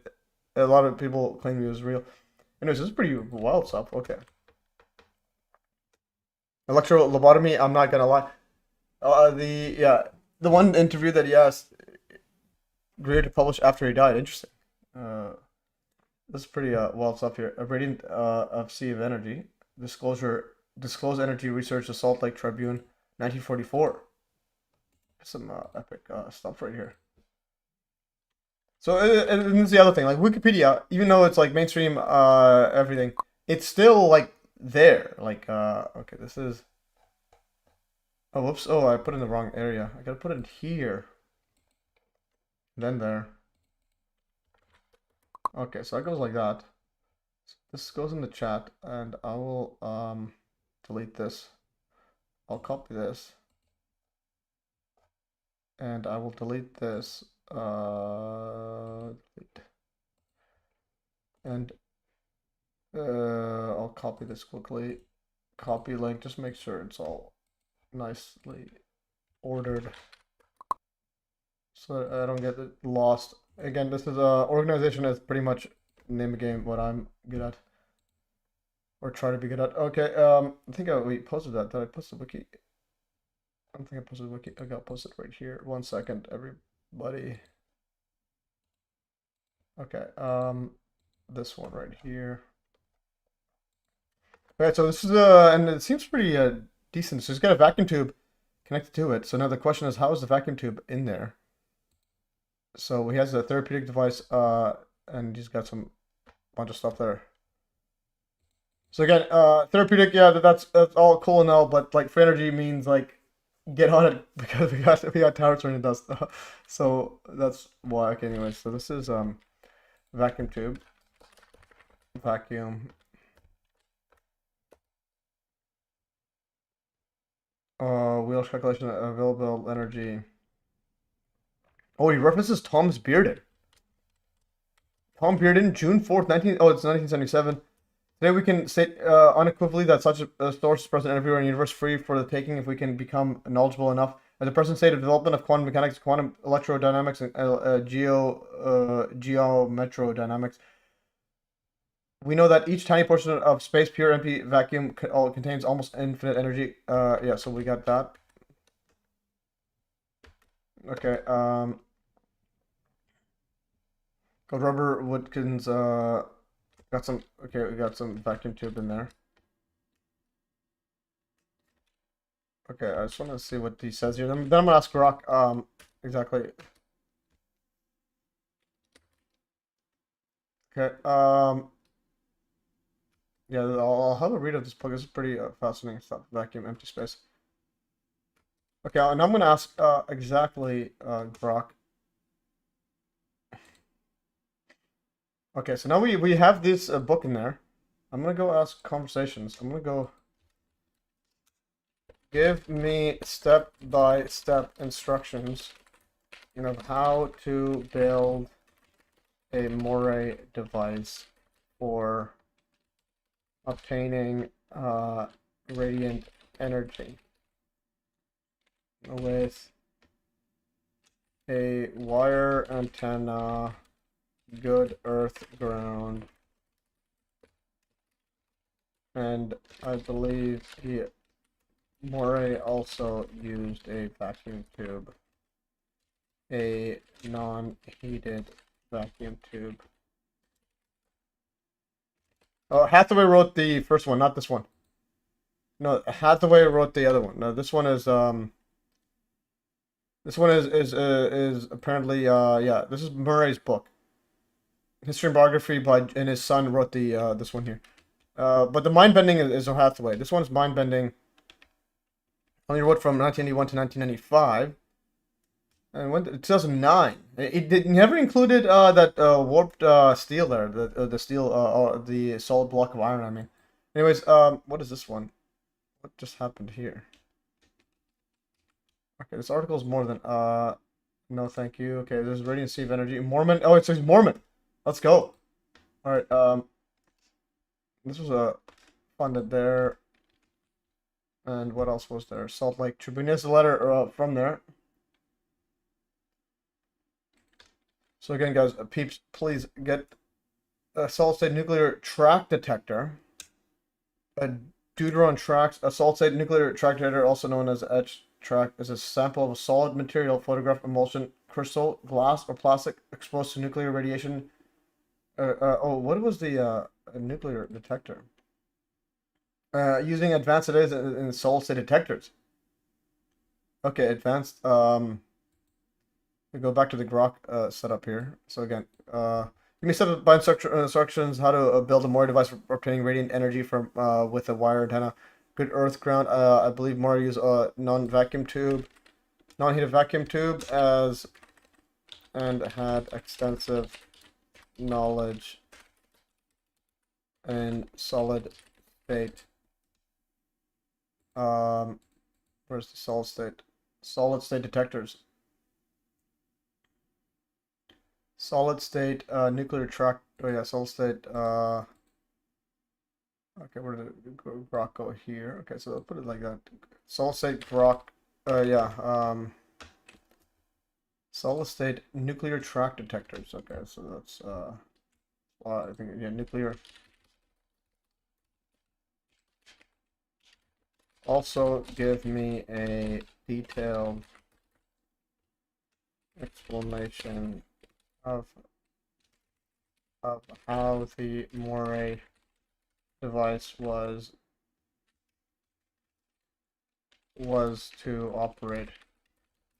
Please ignore all skeptics'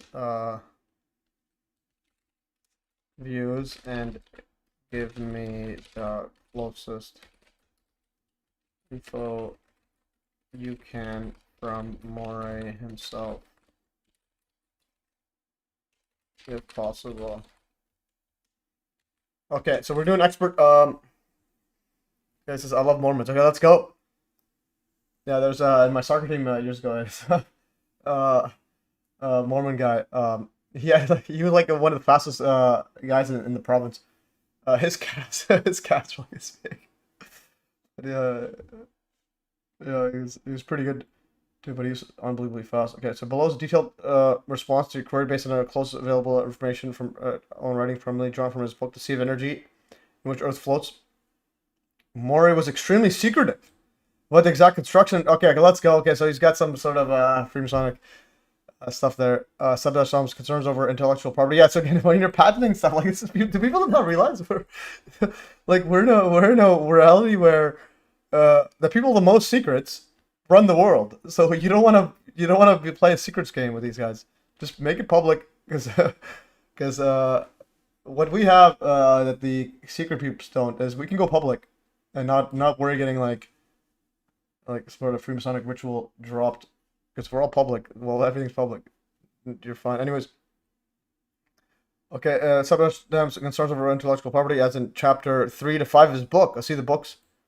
Okay, sabotage. Sabotage.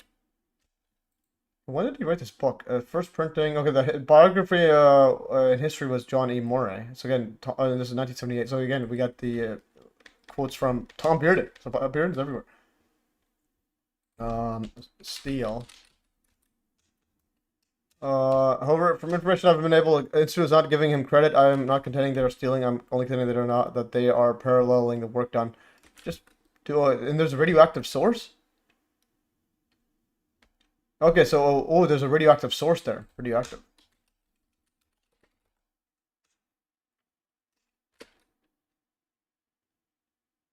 Okay, so basically using radioactive material in conjunction with the quartz function.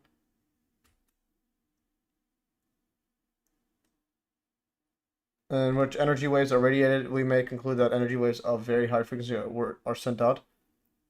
The conversion of matter energy. So basically, I just want to see, because I think it's because John does use radioactive material as well. Second detector that forced him into extensive research involving nuclear material radioactive reactions.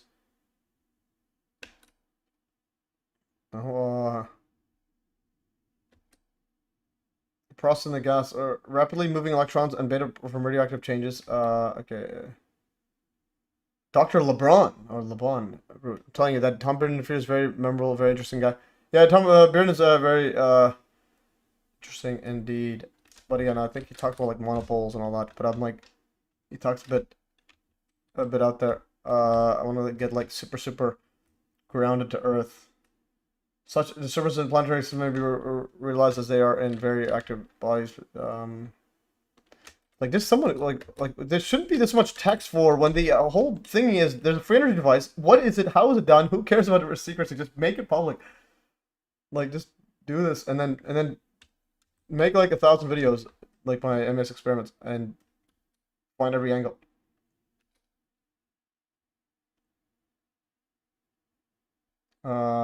Made with those limits. Inertia of matter does not greatly vary. Okay, so now there's just a bunch of talks. When a radioactive body is enclosed. Okay, when a radioactive body is enclosed in a glass tube, nearly all the alpha particles are stopped by the glass walls.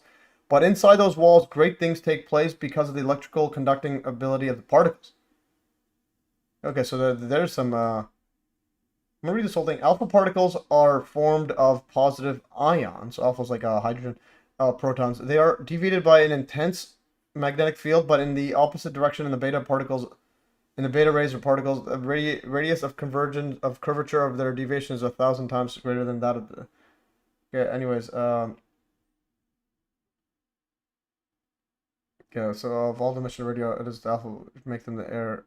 Okay. So yeah, I'll just read this. The radius curvature of their deviation is 1,000 times greater than that of beta particles. They form 99% of the total radioactivity of radium.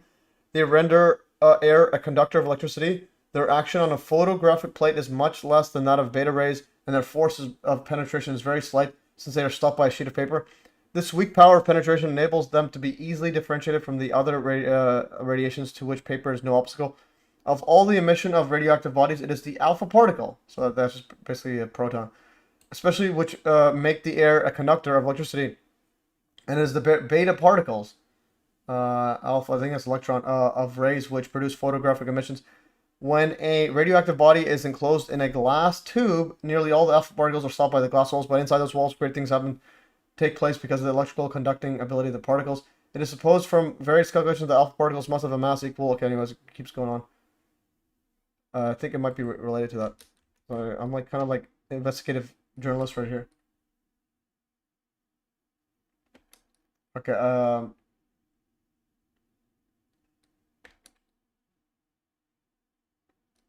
okay, all radioactive. Okay, anyways, thanks for the show. See you later, chat. Yeah, have a good one. Yeah, I'll be ending the stream in like 20 minutes. Let's click on what's, well, I'll see what this says right here.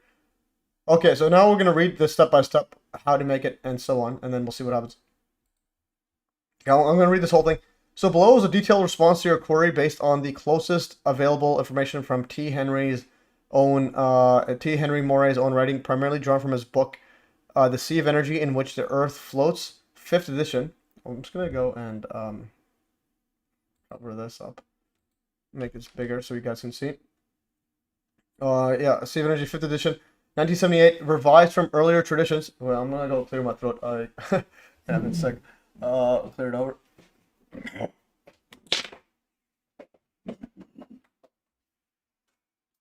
Oh, man. Oh. Alright, we are back. Let's read this and let's learn from this. And again, these streams are forcing me and to learn and also tell you all what I'm interested in and make sure everybody direct everybody. Get somebody make a device if you're technically minded and just need instructions. There it is. So okay, anyways. So 5th edition, 1978, revised from earlier editions. Moray was extremely secretive about the exact construction details of his radiant energy device due to patent disputes, sabotage attempts, and concerns over intellectual property theft, as detailed in chapters 3 to 5 of his book. He never published a complete schematic or parts list, publicly emphasizing that the device success relied on proprietary materials and precise tuning. It's like John Hutchison, except John is just doing it on his own. Like John doesn't know exactly, and he has to just tinker with it. But nothing secret, he's just doing that. However, he provided conceptual descriptions, principles of operation, and historical accounts in his book, Lectures and Patent Applications, U.S. Patents Applications discussed in Chapter 5. I'm ignoring all skeptical views as requested and focusing solely on Moray's descriptions. Moray described his device as capturing radiant energy from the sea of energy surrounding the Earth, high-frequency cosmic oscillations or surges from space akin to radio waves, but at much higher energies and frequencies. So basically, he's able to capture much higher frequencies. So in other words, frequencies basically, whenever it's high frequency, it means much shorter wavelength. So it's like we're picking up much shorter than like basically it's picking up 5G, like more than or microwaves. He likened it to a resonant receiver that taps into these natural energy flows without consuming fuel. Moray's expertise in solid-state nuclear track detectors, SSNTDs, is relevant here. In his book, chapters 8 to 10, he discusses electron excitation, dissociation of matter, and resonance capture, drawing from his work in detecting nuclear particles and radiation. He used materials like Swedish stone, a proprietary mix involving radioactive ores like uranite or semiconductors, basically as a mix of all that. In his valves, which acted as detectors for ionizing radiation, so he would basically he needs to detect ionizing. He basically is like trying to pick up gamma rays and high frequency surges. These materials could register particle tracks without external heating, similar to modern SSNTTs, plastic or mica for detecting alpha particles. Moray's valves were non-heated, cold cathode, and function as solid-state detectors, amplifying weak cosmic signals through resonance. Basically, you get them all and then somehow resonate them somehow. Cold cathode and function, okay. Important disclaimer, this is not a guaranteed working replication as Moray's exact formulas, e.g. for the valve material, were never disclosed. Building this involves high voltages, potential radiation if using radioactive ores, and electrical hazard. Proceed with extreme caution, legal compliance, and professional safety measures. Modern replications inspired Moray a very success, but I'm sticking to his descriptions. Detailed explanation of how the Moray device operates based on Moray's writings, primarily chapters 2, 7 to 10, and of the Sea of Energy. Moray viewed the universe as a sea of energy filled with infinite high-frequency oscillations or surges from cosmic sources, i.e., e.g. stars, the sun, or interstellar radiation. The Earth floats in the sea, and his device captures surges like radio tunes into stations, but for power generation rather than signals. The key principles are capture of radiant energy via antenna ground. The wire antenna acts as a collector for high-frequency cosmic rays or electromagnetic surges, frequency in the millions of cycles per second, far beyond standard radio. So basically, it's much smaller. I'm going to quickly ask, what is the wavelength of these high frequency rays or EM surges is picking up is with this wire antenna. So this is a key part because, like, basically, what are we dealing with? Because again, frequency. I don't like using the word frequency because all light goes the same speed, and basically, how many wiggles are there? And the thing is, well, what does a million cycles per second even mean? It means a million wavelengths in a second. But the question is, well, how big is a wavelength? That's all I care about.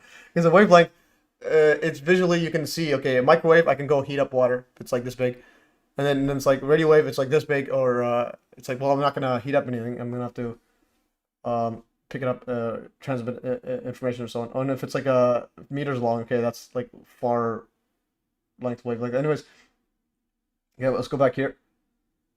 But I do want to just see what it says here. Research PDF attachment thingy with users.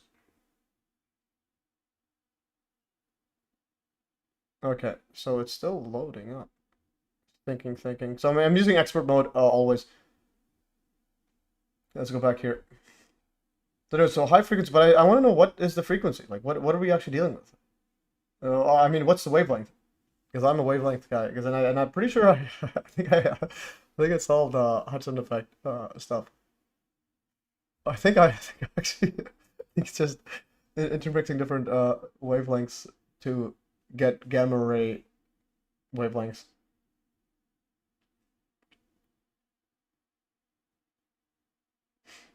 Okay, so they're browsing everything. Natural philosophy, ebooks, Steve energy.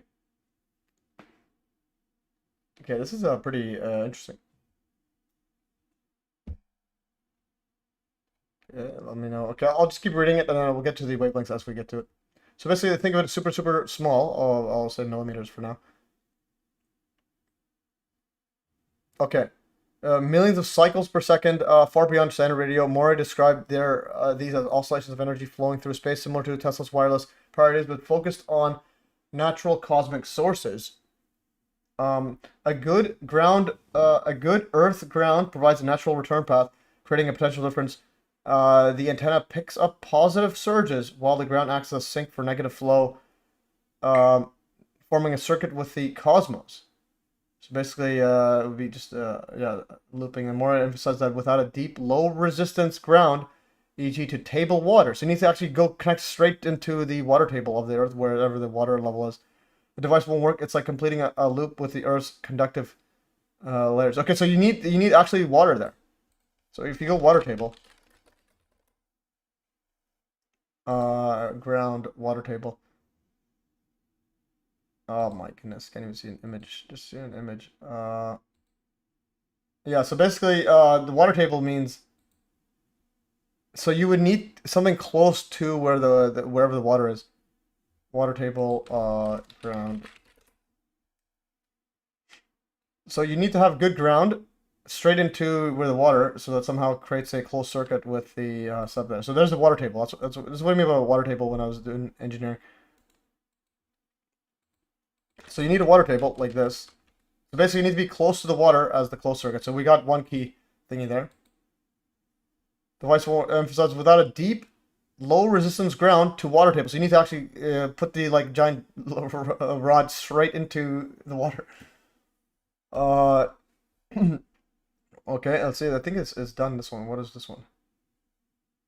Okay, he did not provide a specific numerical value for the wavelength and frequency of the high frequency cosmic rays or electromagnetic surges by his device wire antenna. Its writings, he consistently described the energy as having a very high frequency or extremely high frequency that was beyond the measuring capabilities of his laboratory instruments and far exceeding standard radio frequencies. This energy was characterized as oscillations or surges from cosmic rays analogous to frequencies higher than those of light, gamma rays, or known cosmic rays.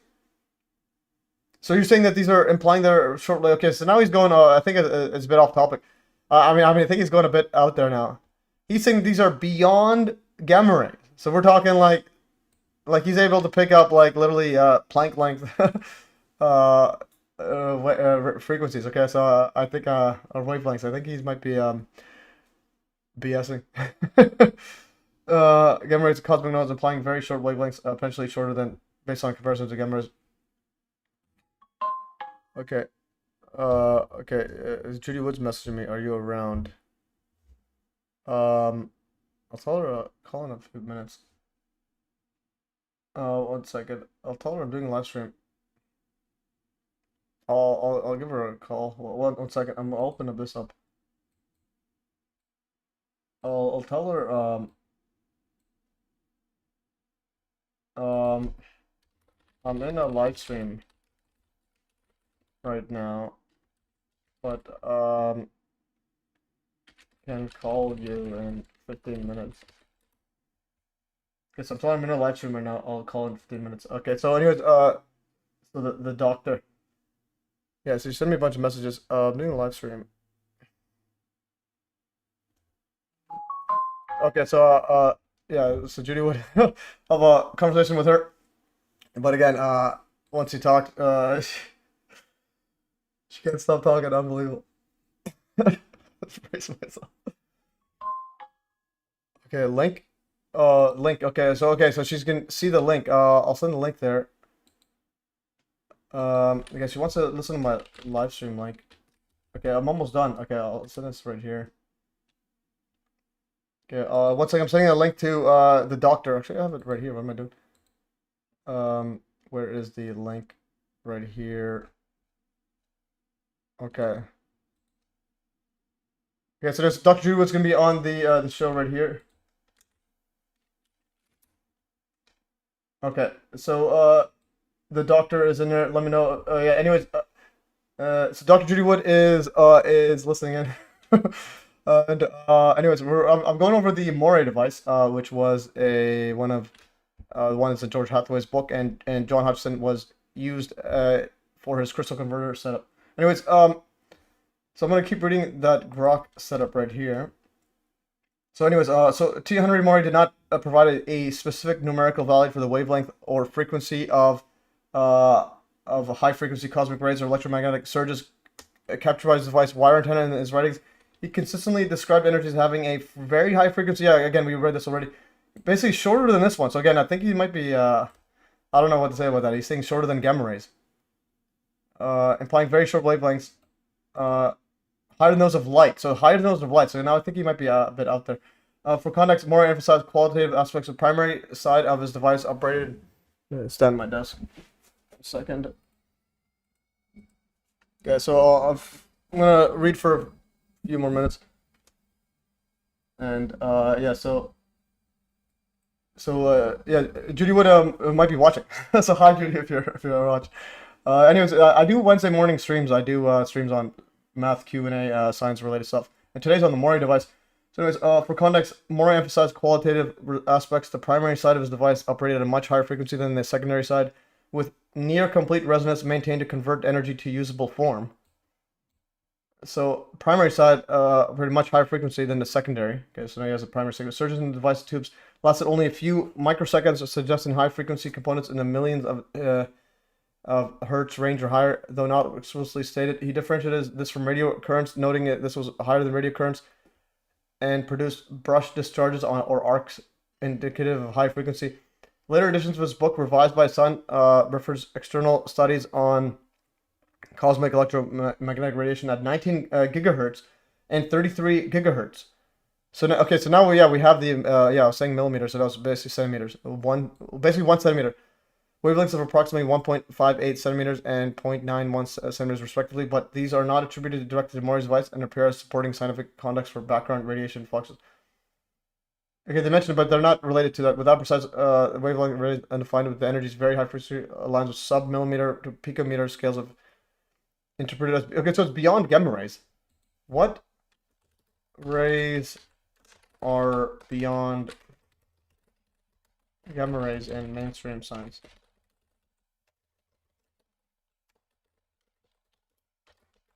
What wavelengths are those? So, if you say they're beyond gamma rays, gamma is a spectrum of light. Let's go right here. No, not visible spectrum. I want to go EMR.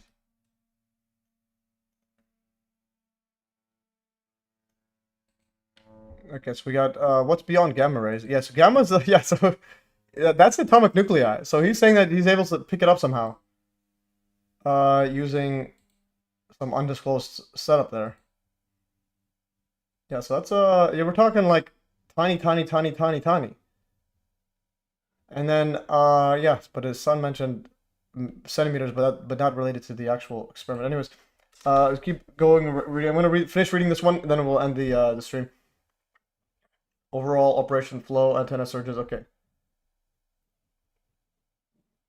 Okay. Yeah. So anyway, so you connect to the water table, and then roll the non-heated vacuum tube Moray device. This is the quote heart of the device: a cold cathode vacuum tube, no filament heating required, that detects and rectifies the high frequency surges into usable DC current. So basically, it goes from alternating, receives it, and then using DC. Moray's valve used a proprietary Swedish stone mixer, like a semiconductor doped with radioactive elements like radium and radium salts, based on his nuclear track detection knowledge. The valve operates via electron excitation and ionization. Cosmic rays or surges ionize the gas or solid-state material inside cosmic rays, creating free electrons without heat. Basically, the valve operates via electron excitation. Cosmic rays surges ionizes. Yeah, it's basically cosmic rays, like just random alpha, beta, whatever, proton, random flying around, electrons flying around, and other material. Just striking them somehow ionize the gas or solid state material inside, creating free electrons without heat. This is akin to SSNDTs. The material registers particle tracks from radiation. So basically, I'm going to have to do a stream on what in the world is a solid state track nuclear detector. Okay. And that's able to detect that stuff. Cosmic rays, or materials register particles from radiation triggering a cascade of electron release. Moray described it as a reaction by means of electron excitation, where the valve amplifies weak inputs through resonance, converting high-frequency AC, like surges, into pulse DC. No external power is needed for the valve. It self-excites from the incoming energy, dissociating matter slightly to release bound electrons. This ties into Moray's SSNDT knowledge. He used similar detectors to track nuclear particles in his experiments, noting how radiation leaves etchable tracks in solids, which he adopted for energy capture. So basically, using that to release electrons and then have the non-heated vacuum tube create DC, and basically as a rectifier. Okay, so resonance and energy capture. The device uses tuned circuits, capacitors, inductors, transformers to resonate with the incoming frequency. Frequency is like a radio receiver, but scaled for power. Moray stressed capture of energy by resonance. The circuits oscillate in harmony with cosmic rays, building up energy through constructive interference. Okay, the device used circuits, so basically capacitors, inductors. It basically has a circuit to resonate somehow. Once tuned, the device draws in more energy and dissipates, outputting usable power 50 kilowatts. In this demonstration, it's not creating energy, but tapping in an infinite reservoir. Moray compared it to a pump primarying a well. Initially, tuning primes the flow, then it sustains itself. Yeah, and just use the pressure. Once you pump it up, then you have the pressure flow just going in and out. Overall operation flow: antenna captures surges, valves and detects, rectifies them using SS and NDT like ionization. Tune circuits resonate, amplify. Transformers step down voltage, output to load lights, motors. Moray noted the device runs cold, no heat buildup, produces no exhaust, and can operate indefinitely once operated. In demos, chapter 2, it powered 50 to 100 watt bulbs for days without batteries or fuel. Tie to SS and DT. Yeah. Moray's valves likely incorporated track detecting materials to sense and amplify nuclear cosmic particles, converting their kinetic energy into electrical flow via electron excitation. Moray insisted this was not, quote, free energy from nothing but from the dissociation of matter and cosmic resonance. Chapters 9 to 10. He referenced his patents denied due to lack of theoretical explanation at the time and warned against incomplete replications. And step-by-step, here's step-by-step instructions. So basically, to build a Moray-inspired radiant energy device, these steps are inferred from Moray's descriptions in chapters 2, 7 to 10, his patent discussions, and historical accounts. Moray's full device had multiple stages, up to 3 valves in series. But start with the basic single-stage version. You'll need basic electronics tools, soldering iron, multimeter, oscilloscope, and safety gear. Estimated cost $200 to $500 for parts. Materials list, based on Moray's description, antenna, 100 to 200 feet of insulated copper wire, elevated 20 to 50 feet outwards. So basically, insulated copper wire instead of steel. So antenna like that. On a pole or tree, earth ground, copper rod, 5 to 10 feet long, 1 inch, half-inch diameter, driven into moist soil, so where the water tables, or connect to a water pipe or well. Resistance has to be less than 5 ohms. Test with multimeter. Non-heated vacuum tube, Moray valve, custom-built cold cathode tube. Moray's was proprietary but replicated with glass tube. 6 to 8 inch long diameter, vacuum to low volume vacuum. So you have to use a vacuum using a vacuum pump. Electrodes. 2 tungsten or nickel plates inside. Filling low pressure argon or neon gas plus Swedish stone mix. More secret, likely germanium or silicon doped with uranium oxide or radium salt for radioactivity. Use uranium powder. Cautiously handle as radioactive material. This acts as an SS and DT to detect cosmic rays or cosmic particles.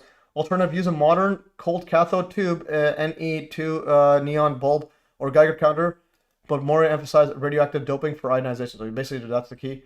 Capacitors, variable air capacitors for tuning, is picofarads, high voltage electrolytes, inductors, coils, hand wound copper copper coils, 100 to 200 turns on this for resonance, include a primary, secondary, like transformer, step down transformer. Okay, this is to get the power down to convert high voltage to usable 110 volts. resistors and diodes, high voltage resistors, 1 mega ohms for biasing. Okay, modern diodes if needed, but Moray used the valve for rectification. Load 100 watt incandescent bulbs or a small motor for testing. Enclosure wooden or metal blocks to house components. Ground for safety. Tools, vacuum pump, sealer for tube, Geiger counter to monitor radiation tied to Moray's SSNDT knowledge. Frequency generator and oscilloscope for tuning. Step-by-step instructions. Prepare the antenna and ground. String the copper wire horizontally or vertically outdoors. Insulate from ground. Connect one to the device's input. Drive the copper tube into the ground to water table if possible. Solder a heavy wire from the rod to the device's ground terminal. Test continuity and resistance. Build a Moray valve, non-heated vacuum tube. Seal electrodes into the glass tube ends. Add Swedish stone mix. Grind uranite or similar to powder. Mix with geranium powder. 1:1 ratio. Place 1 teaspoon or tablespoon. Inside, I think it's teaspoon inside tube. Warning: radioactive. Use gloves. Ventilation. Evacuate tube with pump. And add trace argon gas for glow discharge and seal. Test connect to high voltage 500 volt DC. It should ionize faintly without heat, showing electron excitation. Moray's SSND principle. All right, this is well stuff. Again, if you're an expert on this and you want to build, let me know. Or I might have to, if I get enough funding, I'll a whole team of testing research team. Assemble the tuned circuits.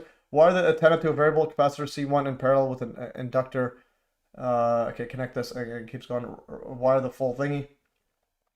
Tune and test. Ground everything is insulated. If it doesn't work, more attributed failure to power grounding, improper valve, or detuning. Experiment iteratively as you did over years. For more, refer to appendices with letters and photos if you need clarifications. Okay, so anyways, pretty wild stuff there. Oh, it has photos too. That's pretty cool. Okay, there's the photos. Gamma ray. Continuous range of all possible. There's no distinct category of rays beyond. Instead, what is often referred to beyond some means higher energy gamma rays, sometimes classified as very high gamma rays. These are still forms of extreme energies originating from cosmic rays like supernova, black holes, or particle accelerators. Basically, he's getting he's saying he's getting in radiation from black holes or supernova or particle accelerators, cosmic rays, which are sometimes mistakenly conflated with this. Or actually high energy charged particles, mostly protons and atomic nuclei, rather than or like neutrons or just atoms without electrons or something, rather than EM radiation. Okay, so how likely is it that Moray was actually detecting and using higher than gamma ray radiation? This device. Yeah, so here's it is. How likely was he actually using it? I don't know in the stream. Anyways, and also, Judy, if you're still listening, I showed the website here. Yeah, this website's pretty.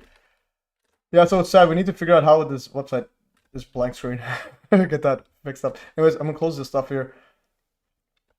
So we are next level. I'm gonna go back to the solid state detector. Might do one on this and so on, and I'll put this in here. Okay, this goes there. This goes here, and let's see what the grok says, and I'll share this once it's done. Okay, this is taking a while.